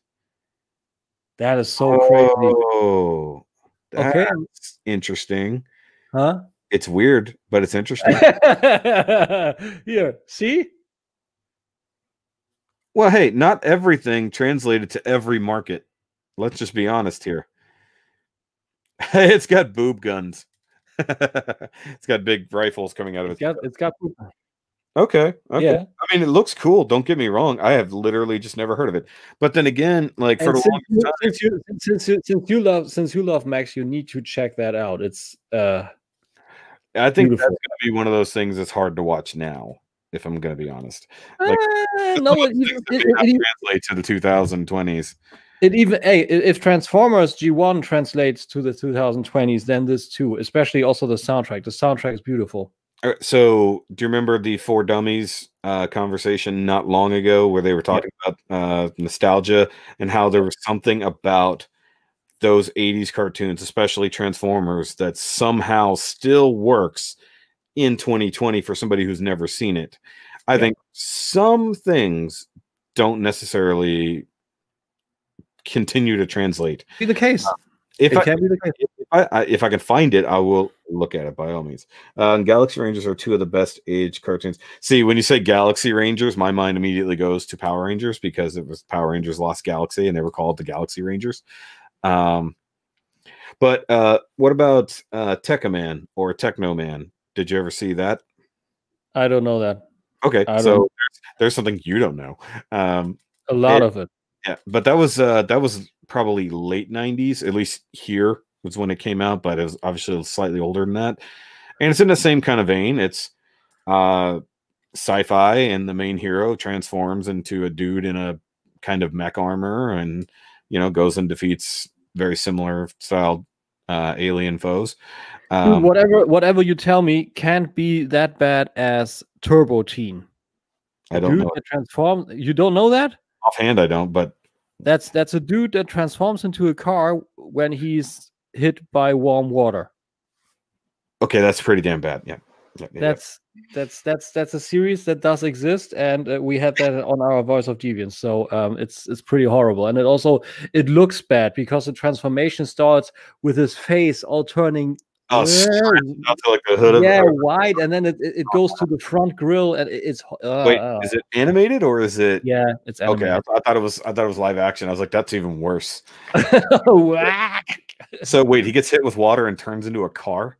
Yeah, he was. It was. I believe it was a school excursion, and they were in some kind of laboratory, and he was in some kind of particle accelerator. He got bit by a radioactive Mustang. Yeah, no, I don't know. Fusion generator, something. I don't know. He got spliced into that, and the car was beside him, and then he was able to turn into a car. Spider-Man combined with Knight Rider. Oh, that's a good way. Yeah, that's actually a good way to say it. To be honest, it's in a bad way. In a very bad way, because Spider-Man doesn't turn into a spider when he's hit with warm water. No, but that would be funny. That was an accidental side effect. He tried to take a shower and he just turned into a spider. But a giant, like a human-sized spider, not morphing into a small one. Now, okay, why not? I'll just ask you this, because I think you're a Knight Rider fan to some degree, yes? Okay. What did you think of the continuation / reboot series that came out in the 2000s? I don't quite know. And in one way it was okay. But in another way it wasn't, because they pretty much, as with Superman Returns, they tried to take the vibe of the old series and translate it to today's times, and that didn't work. A. True. B. Retconning car into a transforming Mustang. That's where I was going. That's exactly where I was going. Car turning into a mech, voiced by Peter Cullen. I was like, whoa. I was like, no, this was stupid. But he also took over the body of that one guy to literally control it. I was like, that was so dumb. I was like, this was the original intention of the car program. I was like, no.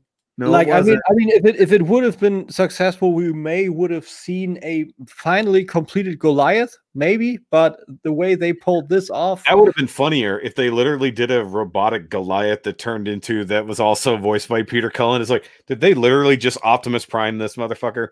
Let's just be honest. I was like, they literally did it. I was like, now that's one of the things. Like, I grew up on Knight Rider. It was fantastic and stupid at the same time. I love that TV show. Yes, thank you. Somebody who has seen which Viper TV show? There were two. There were actually 4 seasons. Okay, yes, but they changed the show. There were 4 seasons, but the first season and then the final 3 were actually very different. The first one had the red RT10, and the last 3 had the blue, the cobalt blue GTS. Yes, and they did the thing where they kind of retconned it. It was almost the same characters, but not exactly. But it was the same concept. Now, I shit you not, if I could ever find it, it's lost in a photo album somewhere. I saw GTS. No. Okay, yeah. I'm a Viper fan in general. Have you ever seen the original 1989 concept car? You mean the Dodge? No, it was the Viper concept. Like, the original one that they came up with in 1989, before Carroll Shelby really sort of got his hands on it. Either way, we can go into that. But I was trying to tell you. Okay, so imagine the original RT10, but without the roll bar and with the grill more simplified, and it was white. It's gorgeous. But I actually got to see and touch the Viper Defender car in person as a kid. My dad had taken me to the doctor because I had strep throat. Oh, hold on. This is so random, dude. So this show is on TV right now. Active. 1995, 1996, whatever it was. My dad took me to the doctor. We're driving home. I hate you. I hate you guys. Yeah. So driving past the Dodge dealership right there, and they just unloaded it off of the truck. Oh. Like, they took it out the truck to go on display. I told my dad to turn around. He had to loop the freeway, come back around, and pull in there. And I got to see it, and it was the hero car. It wasn't like the stunt car. It was the hero car. Inside, it had all the switches. You could see it had the switches to activate the things that came out, to activate the things that came out the front, to flip the thing open, all that shit. And so, while I never got to get in it or anything like that. I got to touch it. I got to see it. I got to take pictures of it because I happen to have my camera with me. And I have no idea where those are. And I'm a sick kid. I've got strep throat for like the 4th time in my life. I'm in my pajamas because we had just gone to the doctor first thing in the morning. And I get to see the fucking Viper Defender in real life. And it was so fucking cool. That is crazy, man. I would love a model car. If there would be a 1/18 model car of the Defender in existence, dude.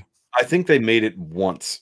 I think once, and I think it was a 1/24 scale model kit, and it was made a single run. I built one RT10. I built 2 GTSs, one with blue stripes, one gold paint. I've always been a Viper fan, like ever since it super existed. I love the original V10 with the way it had the twin intakes and dual throttle bodies, the cool crisscross intakes, the side pipes before they outlawed them, because they had the warnings on the thing that said "watch your leg getting out," and then actually in one of the guidebooks magazines when they first showed it off, a dude literally was frying an egg on that sill panel because it was so hot. Yeah, they're super hot. Because they had to make it metal or else it would have melted.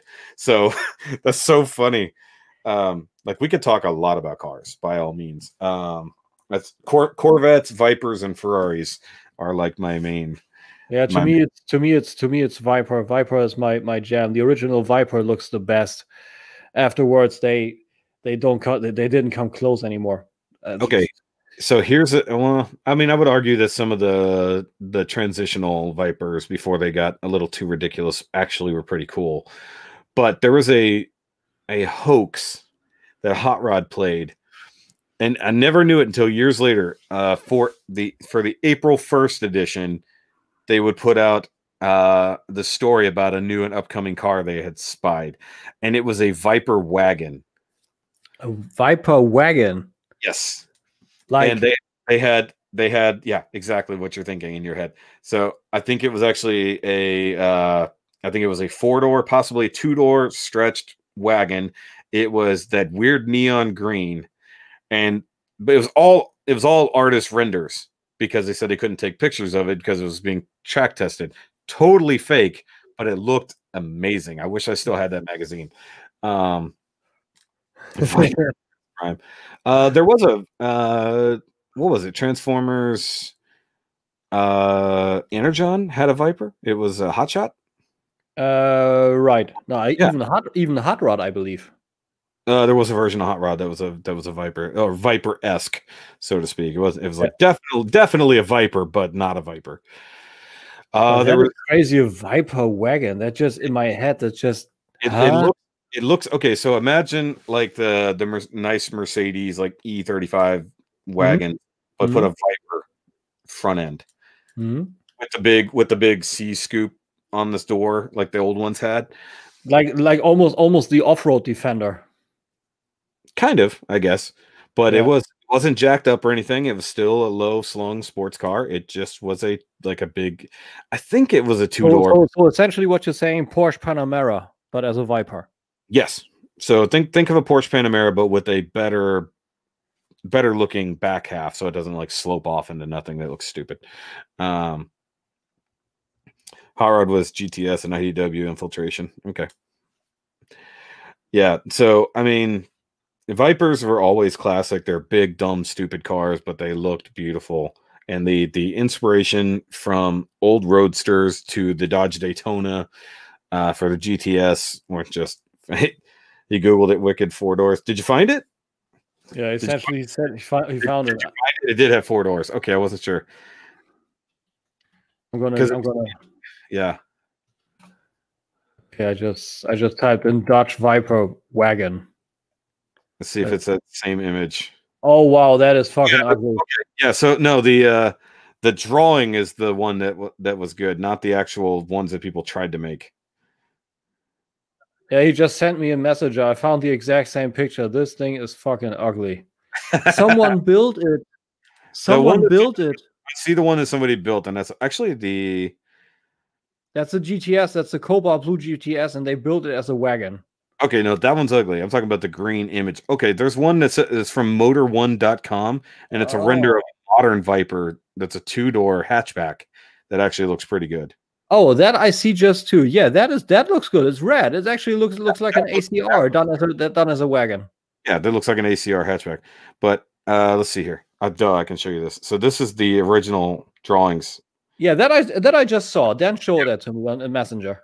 Yeah, so that's the funny one, even though they're using an image of the real wheels, but as a hand draw. So that's what they showed us in like April of like 1997. Hey Nathan, what's good, man? Good to see you. But they also drew it going around the track, like they had the grassy hills and stuff like that.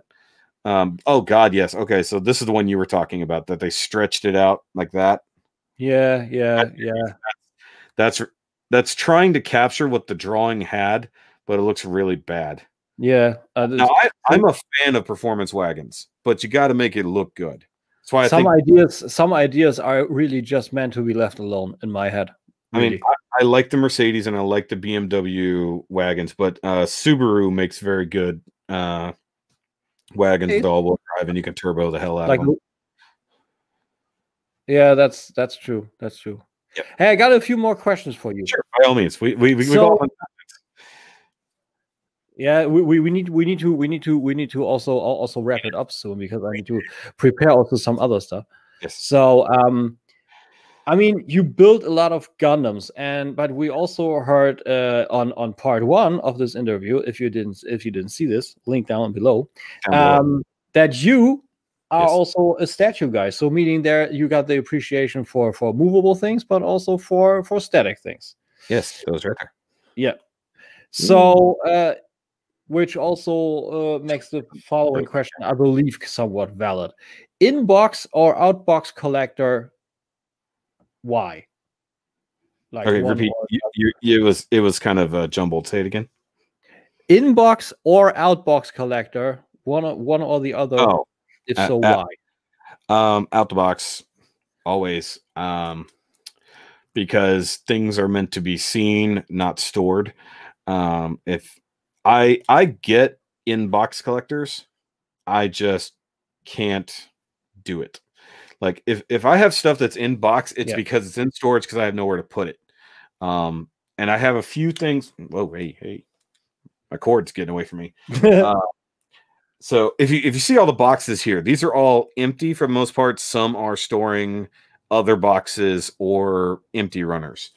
I have boxes of a few items in the closet here that are just put away. Like I've got the G1 reissue hot rod. I don't need that out on the shelf, and I was trying to sell it, so I put it back in the box. I hold on to boxes, but mostly for storage or resale ability, because most people want the box if they're going to buy it. Now, I don't hold on to every box, but I hold on to important ones. Statues, I'm holding onto the box so that when we move, it's not going to get broken. My big everything, yeah. Big Transformers, I'm saving all of their boxes, because when we go to do anything, I need to be able to put those away. Plus, for some reason, if I need to sell my Devi or my Superatron, people want the box. And actually, what's funny, the Omega Supreme and Scorponok boxes are being used to store my New Age boxes. Cool. So I've got all my New Age boxes with the leftover accessories and stuff, especially the Seekers.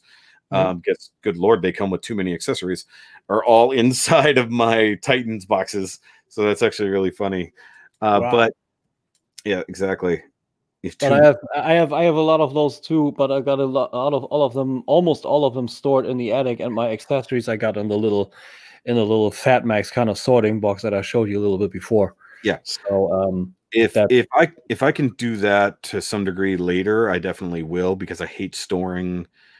So, like, for instance, literally, like right behind me, I got my Back to the Future NECA boxes with the. I love that fucking box, man. That's like the best box design. The Doc Brown one is coming, and it looks really good. Except they're starting with 1955 Doc Brown, which makes no sense. It's like they skipped 85. They gave us three Martys off the bat, and they're only giving us one Doc Brown off the bat. That makes no sense. Well, chronologically, 1955 makes more. Although then the first Doc that should have come would be 1885. Well, no, chronologically, the first Doc we should get is Radiation Suit Doc.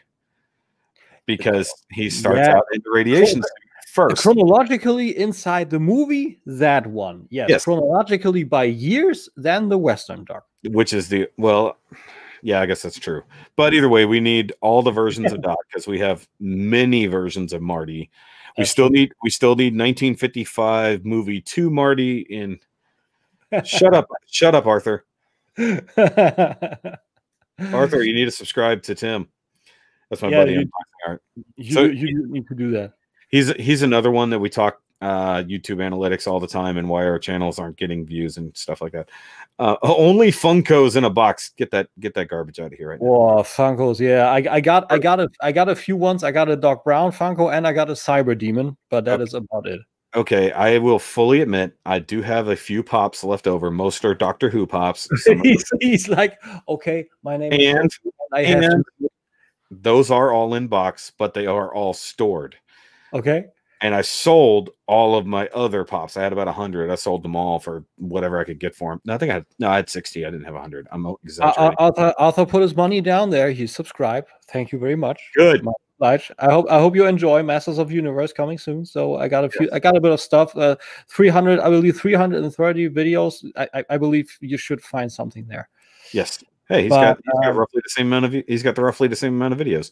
Yeah. But since you said Funkos, I mean there is a certain appeal to Funkos, and I get why people collect it. I mean they're easy retools and easy repaints, But for me, they were the thing that had to go because I had so many other things I needed to buy. Yeah, me too. And I got so much other appeal. Now I'm into Mezco, I got the classic Iron Man here. I got the Mezco Gambit. Those are my first ever pieces.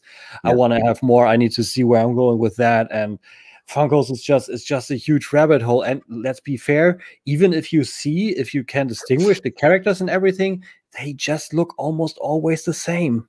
Yeah, until they get into you have to have a really radically different character for whatever they are for it to be really recognizable as a distance to something different.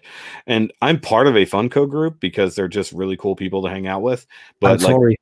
Well, they collect a lot.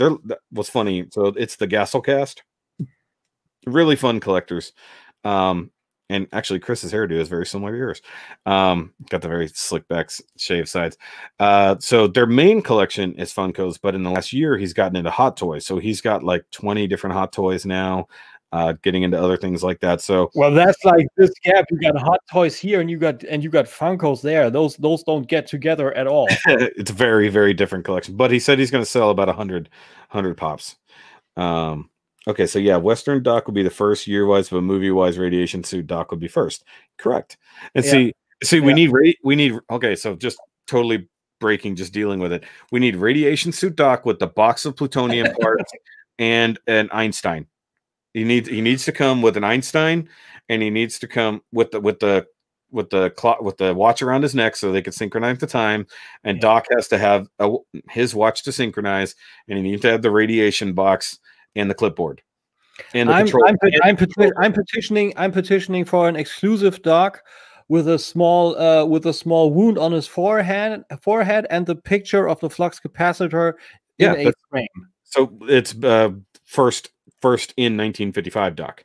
So right after he had fallen, hit his head on the toilet while hanging a clock in the bathroom. He invented time travel because he slipped and fell and hit his head on the toilet. I love the storytelling, and I'm so happy, and I'm so happy that we won't ever get another set of Back to the Future movies because Robert Zemeckis. No, you said it now. Michael Bay is going to make them. You said Michael Bay is going to do it. No, it's not, dude. It's not possible actually because Zemeckis put it down in contract that they are not remade or getting a sequel or whatever. You can do pop culture stuff. That's why the comics with the Transformers now and also the game exists. But it's actually written down on contract that no sequels, interquels, reboots, whatever will actually exist. So I'm very happy about this. I have a question down there in the chat. Yeah, I see that. Yes. He says he has a red Astray addiction. What's my favorite Gundam? Wow. I'm going to be honest with you. I don't like that question because it changes too often. I'm just because That's why you said no favorite questions. Well, favorites are too short. A favorite question is, okay, I love Sinanju. Cool. Done. That's the end of the question. What's your favorite blah? Okay, it's a very easy question. That's why I say what's your favorite. Plus, it's also a question that doesn't require a lot of thought.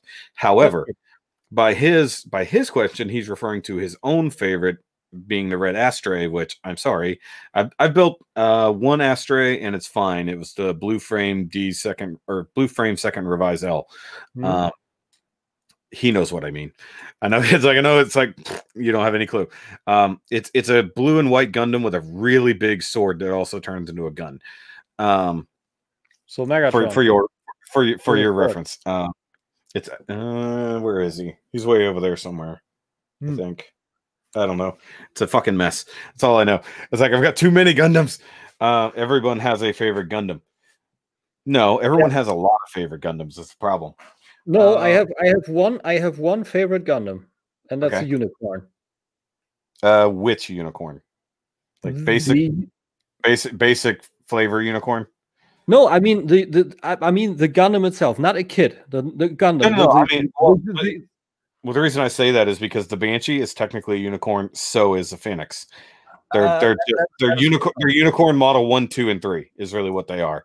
Yeah. So, okay. That's why I'm asking. I mean the original white unicorn, which we are first introduced in the show. Okay, and not like full armor, not with like all the gimmicks and shit. Just that's a little bit too rough. I just like the styling, and it's able to transform with the psycho frame and everything. Yeah, right there. That's my unicorn shelf, right there. Nice. Well, it's one of my unicorn shelf. There's more unicorns right below that. I want to have the 160, man. That's really, really good. Perfect grade unicorn. Yep. Oh, you should get the MGEX unicorn that has all the light up and everything.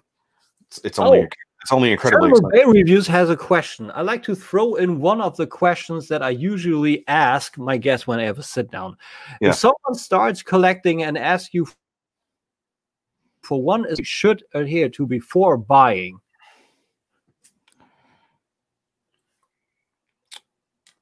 Their first piece, what would you tell them? Oh, that's weird. Yeah. So they haven't. Okay, no. I'm trying to think how to reference that, because it's like, how do you start collecting is really what it is. What is your guiding thing? Okay, one, collect what you like. Yeah. Don't give in to hype. And at some point you have to determine if you're a completionist or you're okay with just having pieces. So those are tips I would definitely say. Know what you like. Don't give in to hype for having to have every single thing. No. And if you are a completionist, realize it and stick to it, whether that means you get everything or not. And realize that collecting is always fluid. Like it will always. That's a good change. Yeah, it'll always change. Like, so this was the first major collection that I started down, and it's mostly because of my channel. Plus, it's a hobby. I wanna get rid of the frame real quick because yeah, you screwed that up. because Nathan just asked what a Gundam looks like, what a Gundam is. He's unfamiliar with that. So here you see. Oh, I believe Shoky can help you with which Gundam that is. I'm gonna be honest. I think that's something from F90 or F91. So I'm not entirely certain. It looks like a version of the F91. Okay. Which is Formula 91, which is a really weird offshoot series. It also has elements of the pretty much of the old school. What is it? RX-783 or RX-782. Yeah. Well, look at it this way: almost every single hero Gundam of a series starts out in white, blue, and yellow and red. Always do that. Okay, so fine. I will throw out a favorite Gundam. I will just lay it out there because he was asking. And it's not even a Gundam, so I'm going to say one of my favorite mobile suits is the Grimgard. Okay. Because it's my favorite little red bunny of death. Favorite red bunny of death? Well, because in IBO we have a combination of the Ars Goat. like 72 demons. So there's 72 Gundams. They're all named after the different demons, you know, dukes of hell and all that kind of stuff. But then on the other side, you have Gjallarhorn, which is all Norse mythology named, I should say. So their suits, the Grimgerd, or I don't know what the accent on there, is a Valkyrie suit. So there were 12 Valkyries. Yeah. And then so they had 12 of those. Back to God of War a little bit. Yes. So a lot of their naming scheme had to do with Norse mythology, things like that. And then with the Gundams, it all had to do with demons and stuff like that. And then even when it comes to their mobile armors are actually named after angels, but I think from Islam, I think. Okay. And then a little bit of Italian thrown in there as well for some extra flair. Wow. But it's a very... Let's see. Can I find it? Where's my Grimgerd? No, I can't. It's in my display down there. But if you look it up, let me shoot you a link so everybody can see this thing, just because it's really freaking cool. So I click on that and do a share real quick, or... Yeah, I'll send you an image link. Sounds good. Let's see if I can find it good. In theory, that's what I'll do. Such an informative episode today. We got all kinds of stuff, dude. Okay, so let me... Come on.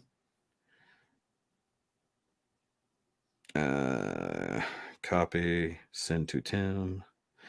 Go over here, do the thing. That's you. I had too many messages going all at once. Here we go. I know what you mean. Hold on. Are Gundams a different... No! No, Nathan. Actually, Gundam predate Transformers by several years. Yeah. By a long shot. Yeah, way earlier. Yeah.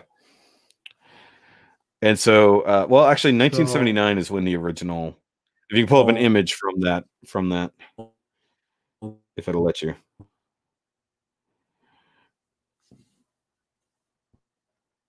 Oop, I think Tim broke himself. There it goes. Was I roboting or something? Yeah, you dropped out there for a second. Yeah, I don't know. Every time I try something is roboting today. It's bad. So I hit that up and then everything went kind of down. Sorry. Yeah, it does that. It's probably because it's the Gundam wiki. So yeah, that's right there. That's why I call it the Red Bunny of Death. He's got the two big red things. Sense. And then the big gold swords tucked away on the forearm. Go to that middle picture right there. Yeah. So that's him in battle. Look at that thing. That's pretty beautiful. Isn't that gorgeous? That's pretty beautiful. Yeah. And yeah, the one that I like because I said it and we didn't have a picture. We're gonna do the RX0 real quick, and that's the base configuration. That's unicorn mode. Yep. So you talking about GN Sentinel. Give it a second.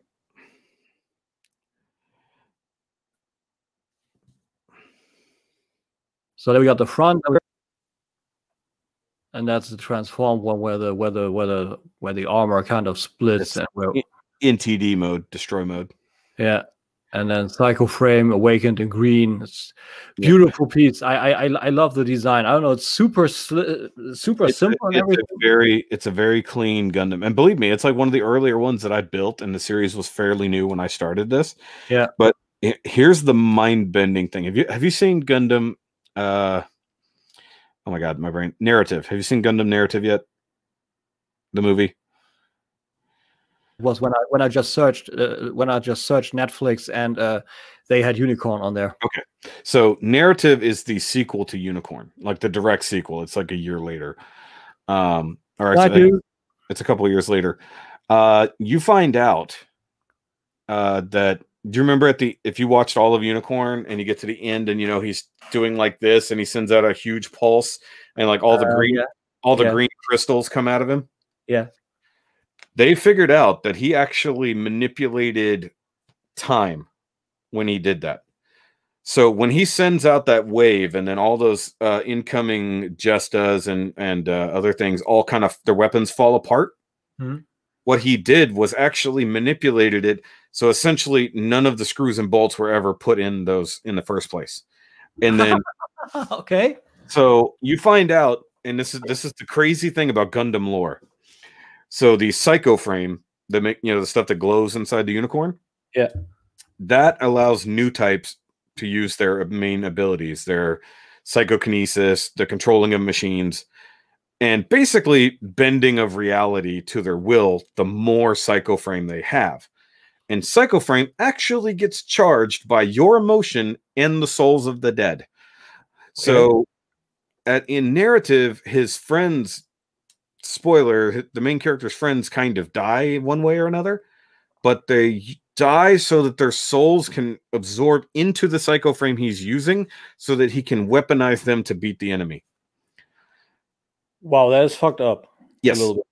But it also means that now their souls can live on near him, so to speak.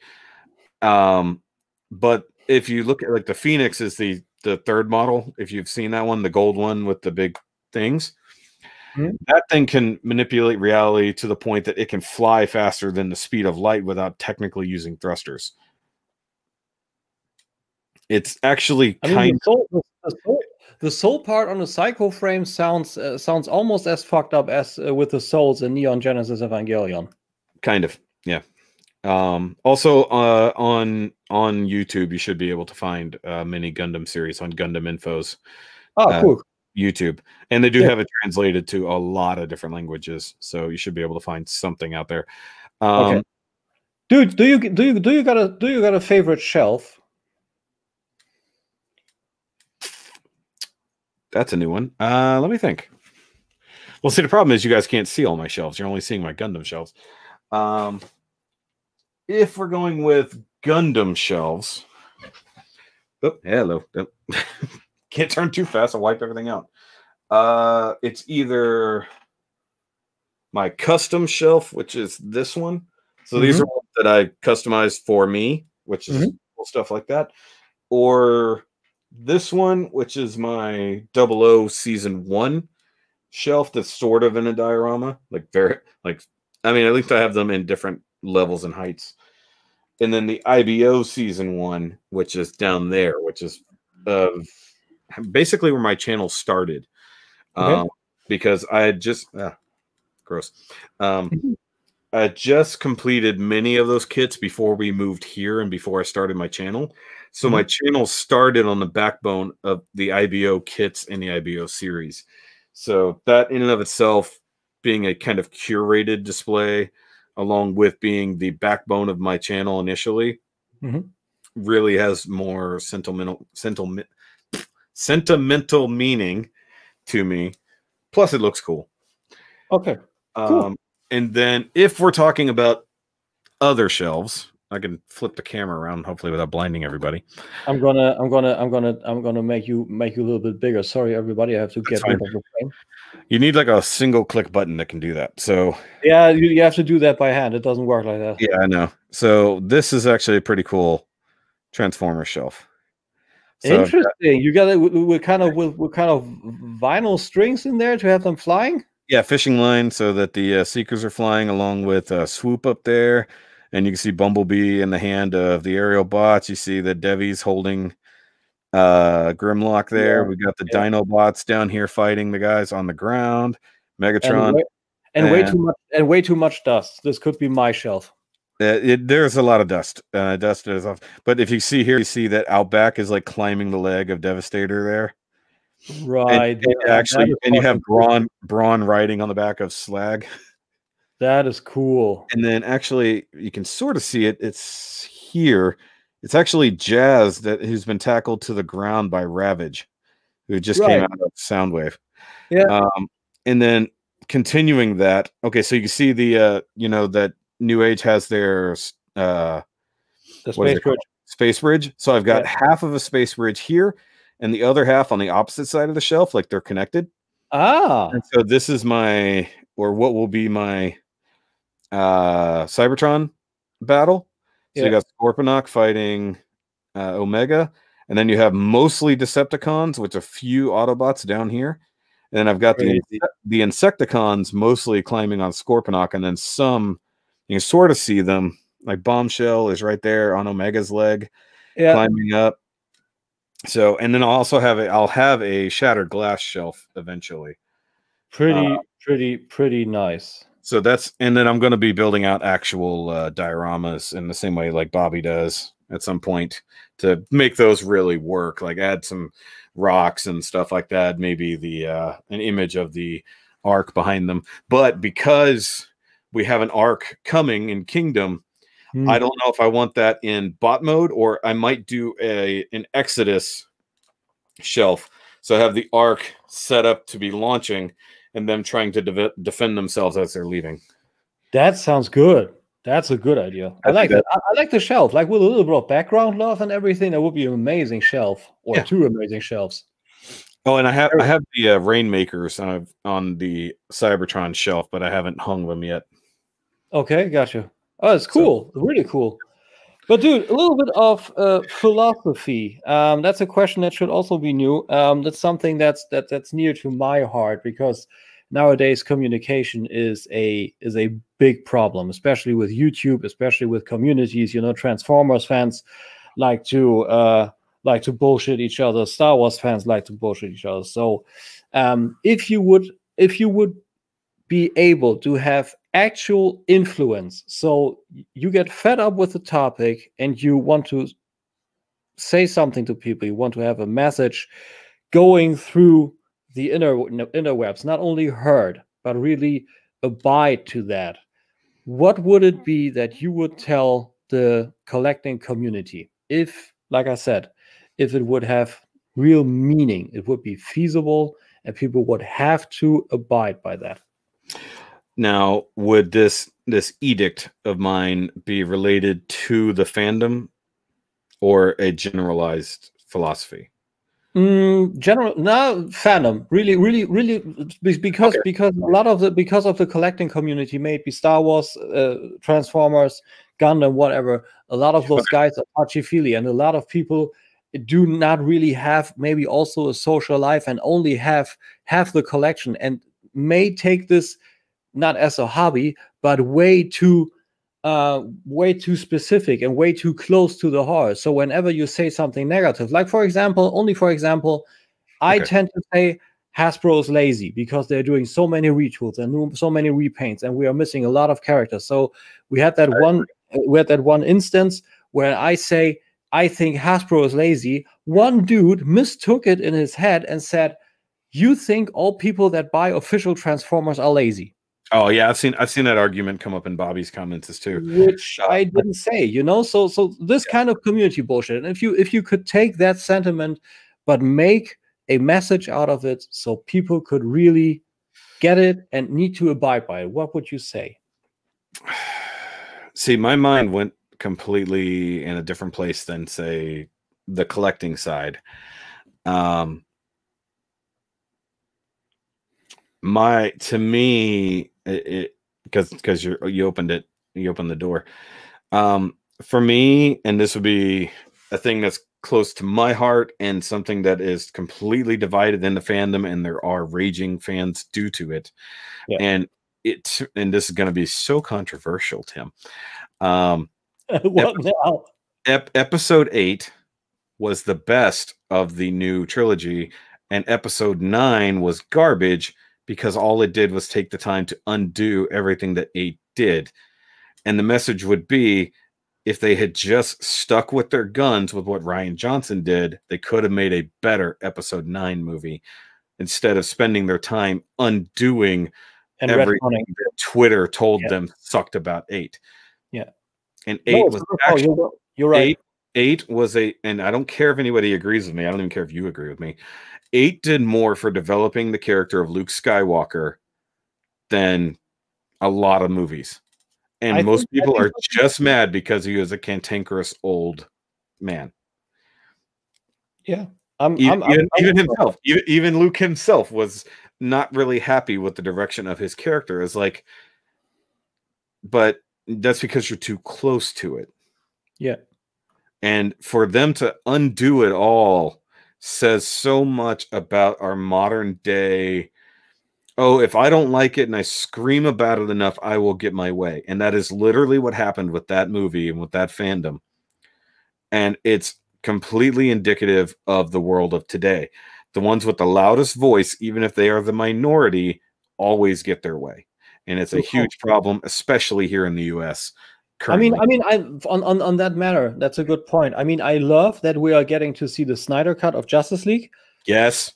But it's the same topic. A lot of enough people screamed loud enough, and it actually happened. But at the same time, we had a bullshit first Justice League, and now we're going to see how it actually was supposed to pan out. You know what? The way I look at the Snyder cut, if you think of it as a comic universe, this is just Earth 2. So the first one is what happened on Earth 3. Snyder cut is what happened in Earth 2. Same basis, same starting point. Strange division that has different results. Interesting point. So look at it that way. And people want to say they could do this. It's basically what happened to the DCEU as a whole, that when they started making their own movies, like technically speaking, Birds of Prey, while taking place entirely within the same universe, has almost no continuity to the rest of the universe. Same thing with Aquaman. Aquaman, despite coming off the heels of Justice League, was a fantastic movie. Although somewhat troubled, but a good movie. But not necessarily tied to anything or has any ramifications for the greater world. You know, so much of the world got flooded by what Orm did, and there's no mention of it so far. You know, as Batman getting mad about it, or Superman jumping in to freeze an ocean, or thunderclap it away, or technically when it even takes place in response to the rest of it. At least Wonder Woman is standing on her own in different time periods, so she doesn't have to stick with continuity of anything that's happened, except for reference to Justice League stuff from 1,000 years ago, 5,000 years ago. So for me, the Snyder cut is the exact opposite of episode 9. Good call. People were unhappy with the outcome because it was objectively not good. And it's easy to blame these directors that had to come in to finish a movie that they didn't start. So what, obviously what happened to Snyder wasn't creative problems. It wasn't this thing. His wife fucking died. It's like the poor guy. Not his wife, his daughter. I thought it was his wife. No, it was his daughter, and they wanted to attend the funeral and organize and everything, and he was kicked to the curb by Warner. That was a dick move. Why did I think it was his wife? Either way, I don't know. Maybe I got it wrong. I got daughter in my head. Okay, I thought it was his wife died.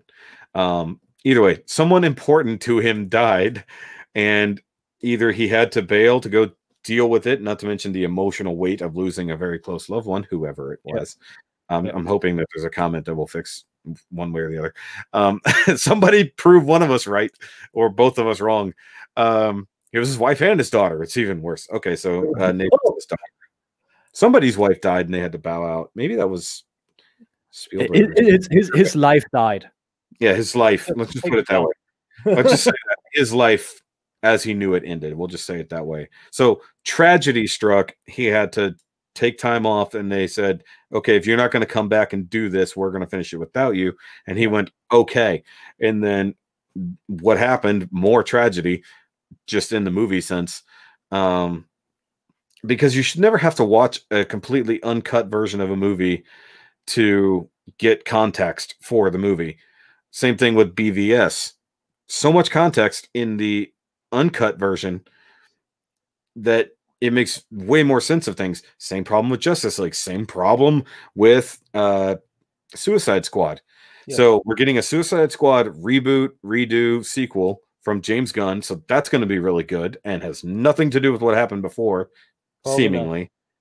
Hopefully. They took that shot out. They wanted to recast that shot with Idris Elba, and now he's a totally different character in the whole return in the next sequel or something.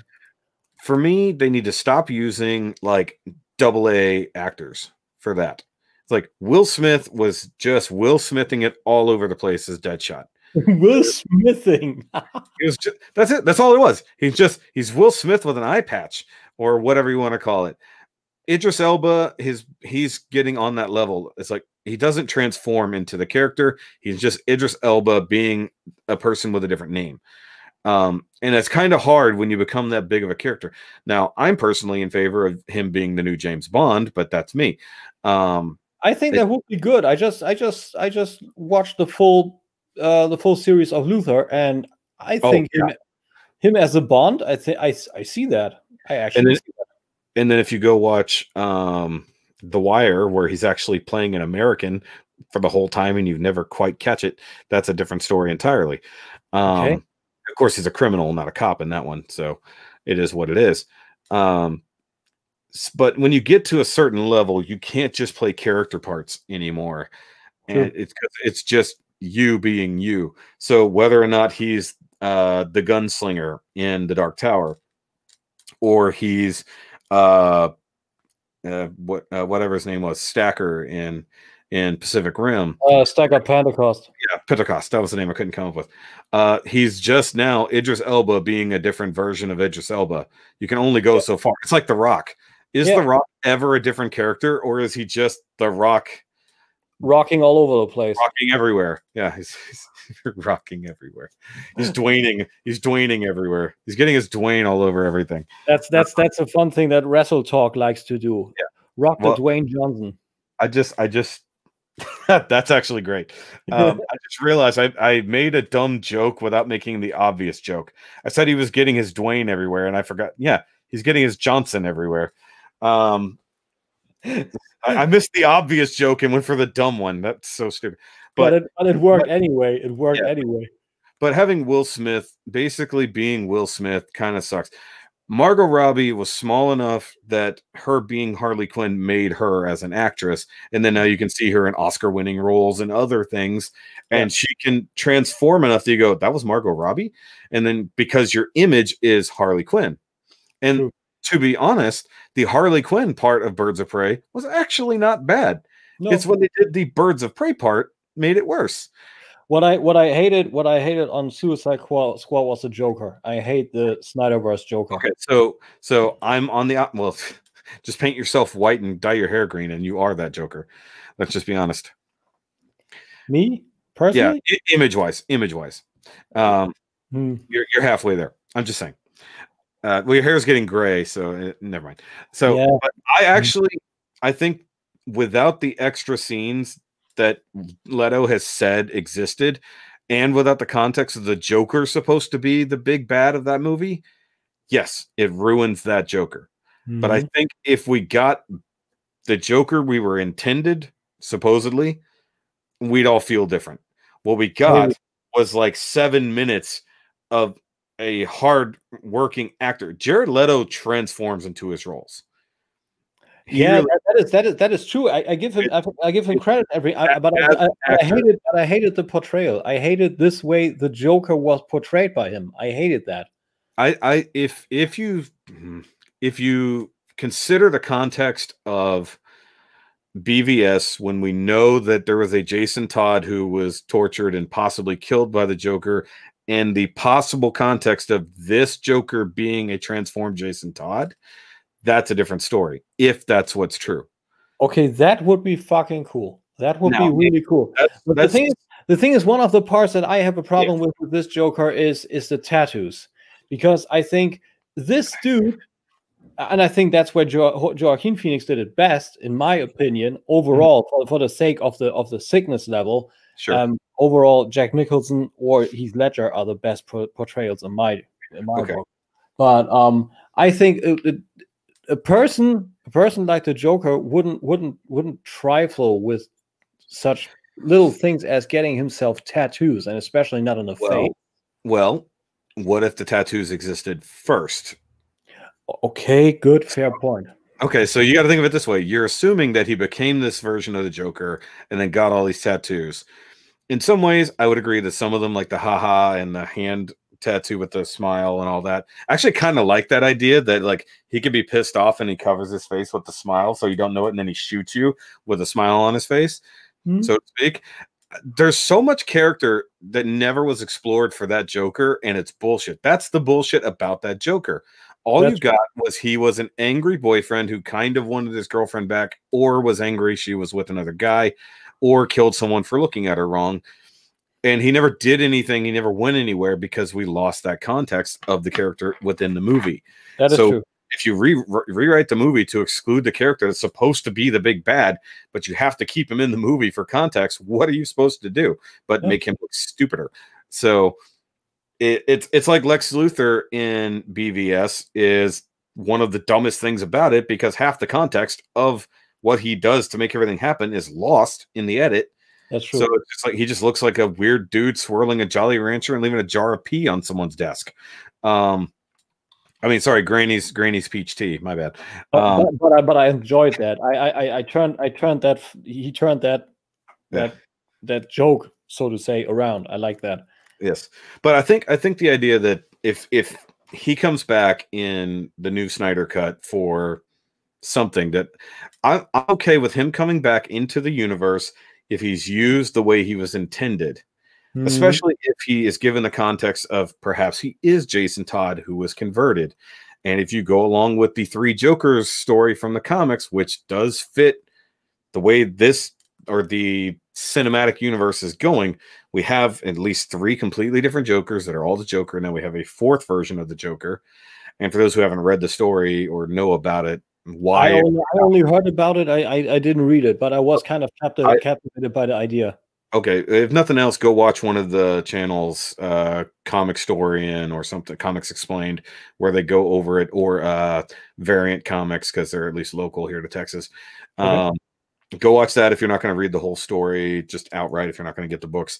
But the concept of how and why there are multiple Jokers makes it make sense even within the cinematic universe. And they could literally continue that. So say there was a Joker that did do that to Jason Todd 10 years ago, 15 years ago, however long he stopped being Batman ago. And that's why he quit. But Jason Todd didn't die. He was Jokerized. So that Joker that killed or injured him was killed by someone, Batman. And then, because we know this Batman does kill. We saw him outright killing goons in Batman v Superman.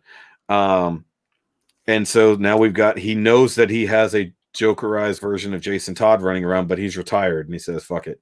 It's like, I can't deal with this. Not only is it one of my guys who's now like this, but I'm just too old and I need to focus on trying to live because of this tragedy. Okay. Sick. I'm just saying, imagine with that context, does it make a little bit more sense? A little bit more. Now, if I'm going to say, okay, so what's your favorite version of the Joker that's existed within movies or comics so far?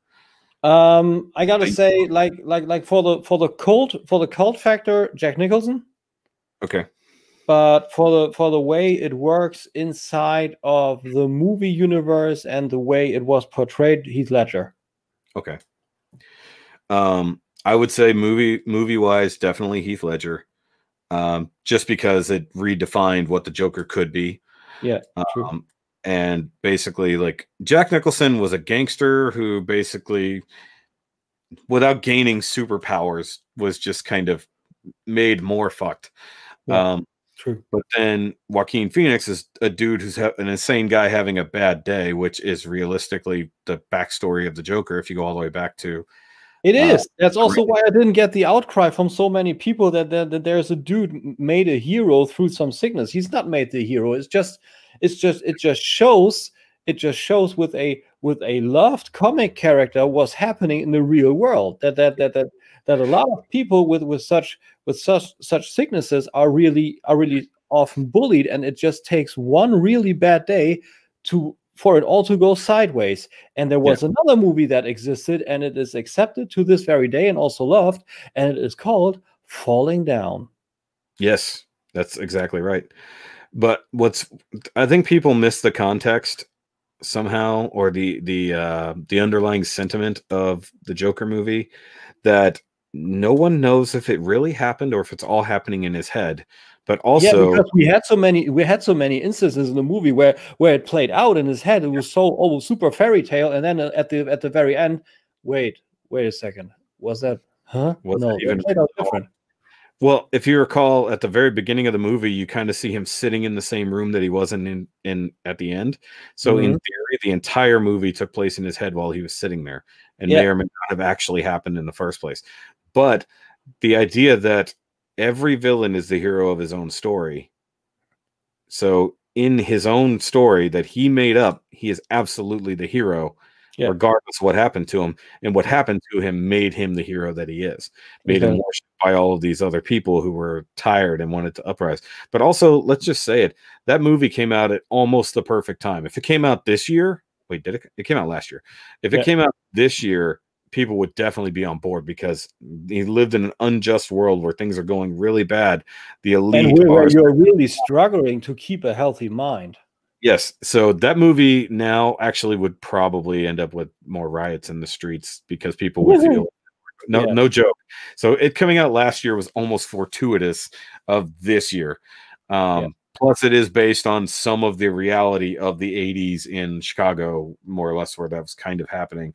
So in some ways it was based on that, garbage strikes, things like that, where there was literally piles of garbage on every street block, things like that. People were, it was a super hot summer. So it's based in some reality. But the idea that that's a normal dude who just went through some shit, lost his mind, and became this folk hero. Yeah. There was big world building going on in this, and I wonder if they were really gonna do a sequel, and even a full universe. I wouldn't do that. Actually, I would keep it standalone. Leave it alone. And actually, what would be even better is if they come out with if they did it, it would not be a direct sequel, but you could see how it could have led to the things that happen in the actual DCEU, like, because that happened in the 80s prior to Batman. So assuming that Batman came in like 1997, 1998, something like that, and he's dealing with a Joker gang, he has a Joker, and then say that Joker does these things to Jason Todd, Batman retires, Jason Todd is now actually officially Jokerized into the modern day Joker, who's now been running amok for 10 years or however long. That would be good. You could swing it, you know. But offhand, non-movie Jokers, my favorite would be the one from Batman White Knight. Oh, I don't know about that one. See, another thing I need to read up on. You do, because you can get the trade paperbacks now. Okay. You don't have to. I would check YouTube on that, because, dude, I need to slowly cut it short, because in 45 minutes I will be on another show. So there's dude, I would say we continue this on another episode, maybe, of your Nerdcast, maybe without an actual end to that. But for today, I mean, we're almost 2.5 hours in here. I should have warned you that if you do a podcast with me, it will go long. I don't have a problem with that. I was invited by Jason Lowry. So by all means, go over and visit Lowry. Well, I should just come with you, and then, like, we'll just continue our conversation on the next podcast. So it's a 3-parter. We just keep following. That's going viral from one to the next. Yeah, follow Shoky and Tim's conversation for all day. It's just like, we're just moving. We're just picking up friends. We're just moving to the next podcast. Yeah, we just want to amass watch time. Hey, I'm coming with Tim because we were talking and we need to finish. Forget what you wanted. We're continuing what we're talking about. That's a fucking funny idea. But let message him. That'd be funny. I know the wife wants me to do things. Anyways, just real quick, let me finish that reference though. In the White Knight Joker, or the universe of Batman White Knight, all Batman continuity has happened in the same universe, almost like Lego Batman. Okay. So every version of the Batmobile has existed. Every Batman villain is an amalgam of every version of themselves. See you, Hank. Cool. Okay, so he says the Killing Joke is his my favorite Joker. That's cool. But in this one, Joker is so obsessed with Batman that he is, how do I put this? There's a frame where you see Harley Quinn on the bed in negligee, dressed up, and you see Joker crying at a Batman altar as he's got like all this Batman memorabilia, and he's just like, how do I get him to love me? Almost like it's like an extreme version or a more realistic version of the Lego Joker, where all he wanted to do is have Batman fight him. You know, he just wanted attention from Batman. But this version of the Joker decides to make himself sane and take down Batman in the most realistic manner that has ever been. And he uses the law to beat Batman.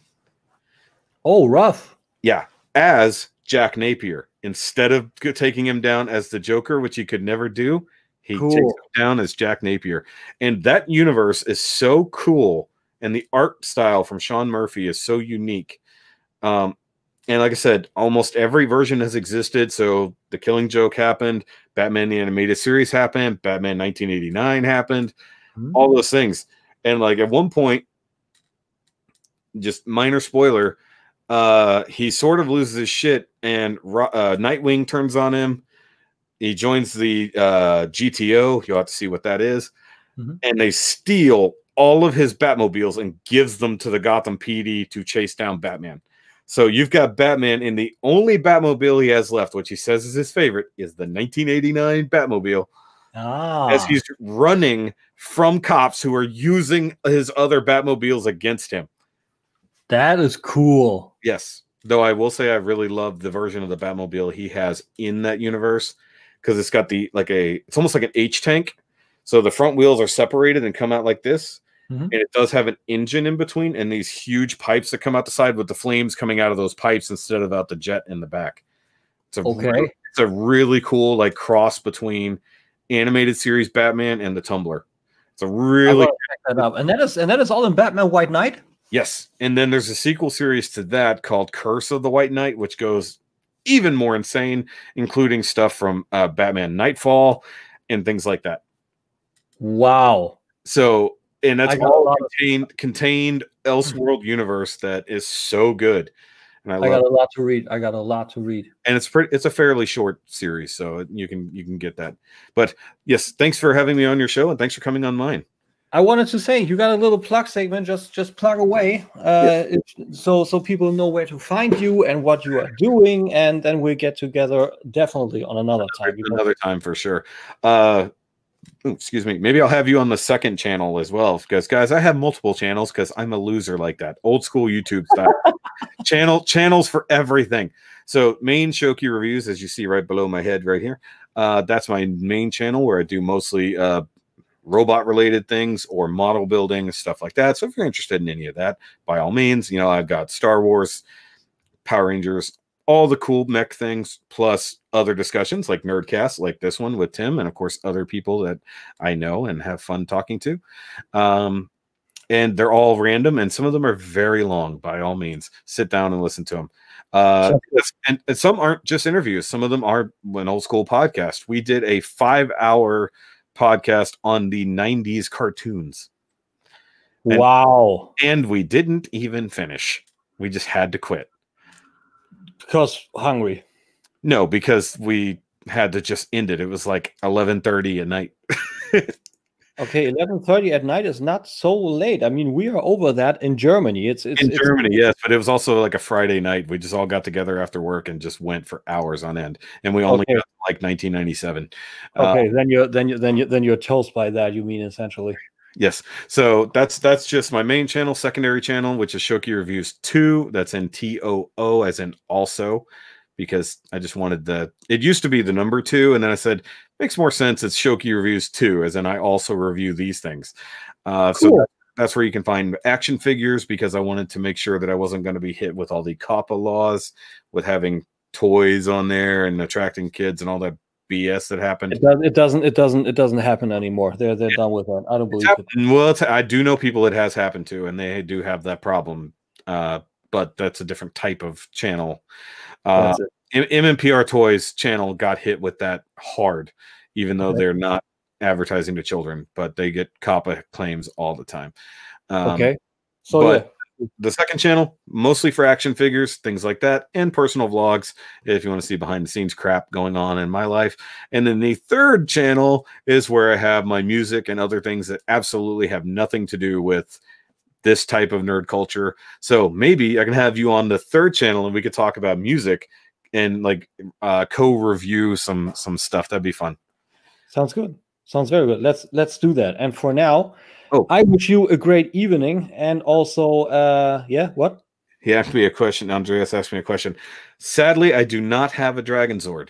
I do want to get the Soul of Chigokin one. I had the Black and Gold Legacy Edition, but I sold that to buy other large robots. So I am lacking a Dragon Zord currently, and it makes me very sad. So that would go back to your Grail discussion from way back earlier. I do want the Soul of Chigokin Dragon Sword, and my good buddy Nate Simmons might be able to help me out with that. See, then I wish you best with luck with that. Thanks for the chat. Thanks for everybody popping on at time with questions and everything. Yes. And for the people that are not subscribed and also sticking until now, make sure to subscribe and hit that like and notification button. And now, Shok, I say thank you to you. And now I'm going to switch to German real quick, so these guys get something too. Leute, schön, dass ihr da wart. Jede Menge Leute im Chat, jede Menge Leute am Gucken gewesen. Ich bedanke mich vielmals. Es hat viel Spaß gemacht. Checkt den Link unten aus, wenn ihr Englisch versteht für die erste Hälfte. Und ansonsten würde ich sagen, sehe ich euch beim nächsten Review. Und das ist am Dienstag Man at Arms, Masters of the Universe, Origins. Dank Andi Berger. In dem Sinne, bis zum nächsten Mal. Haut rein. Bis dann. Und tschüss.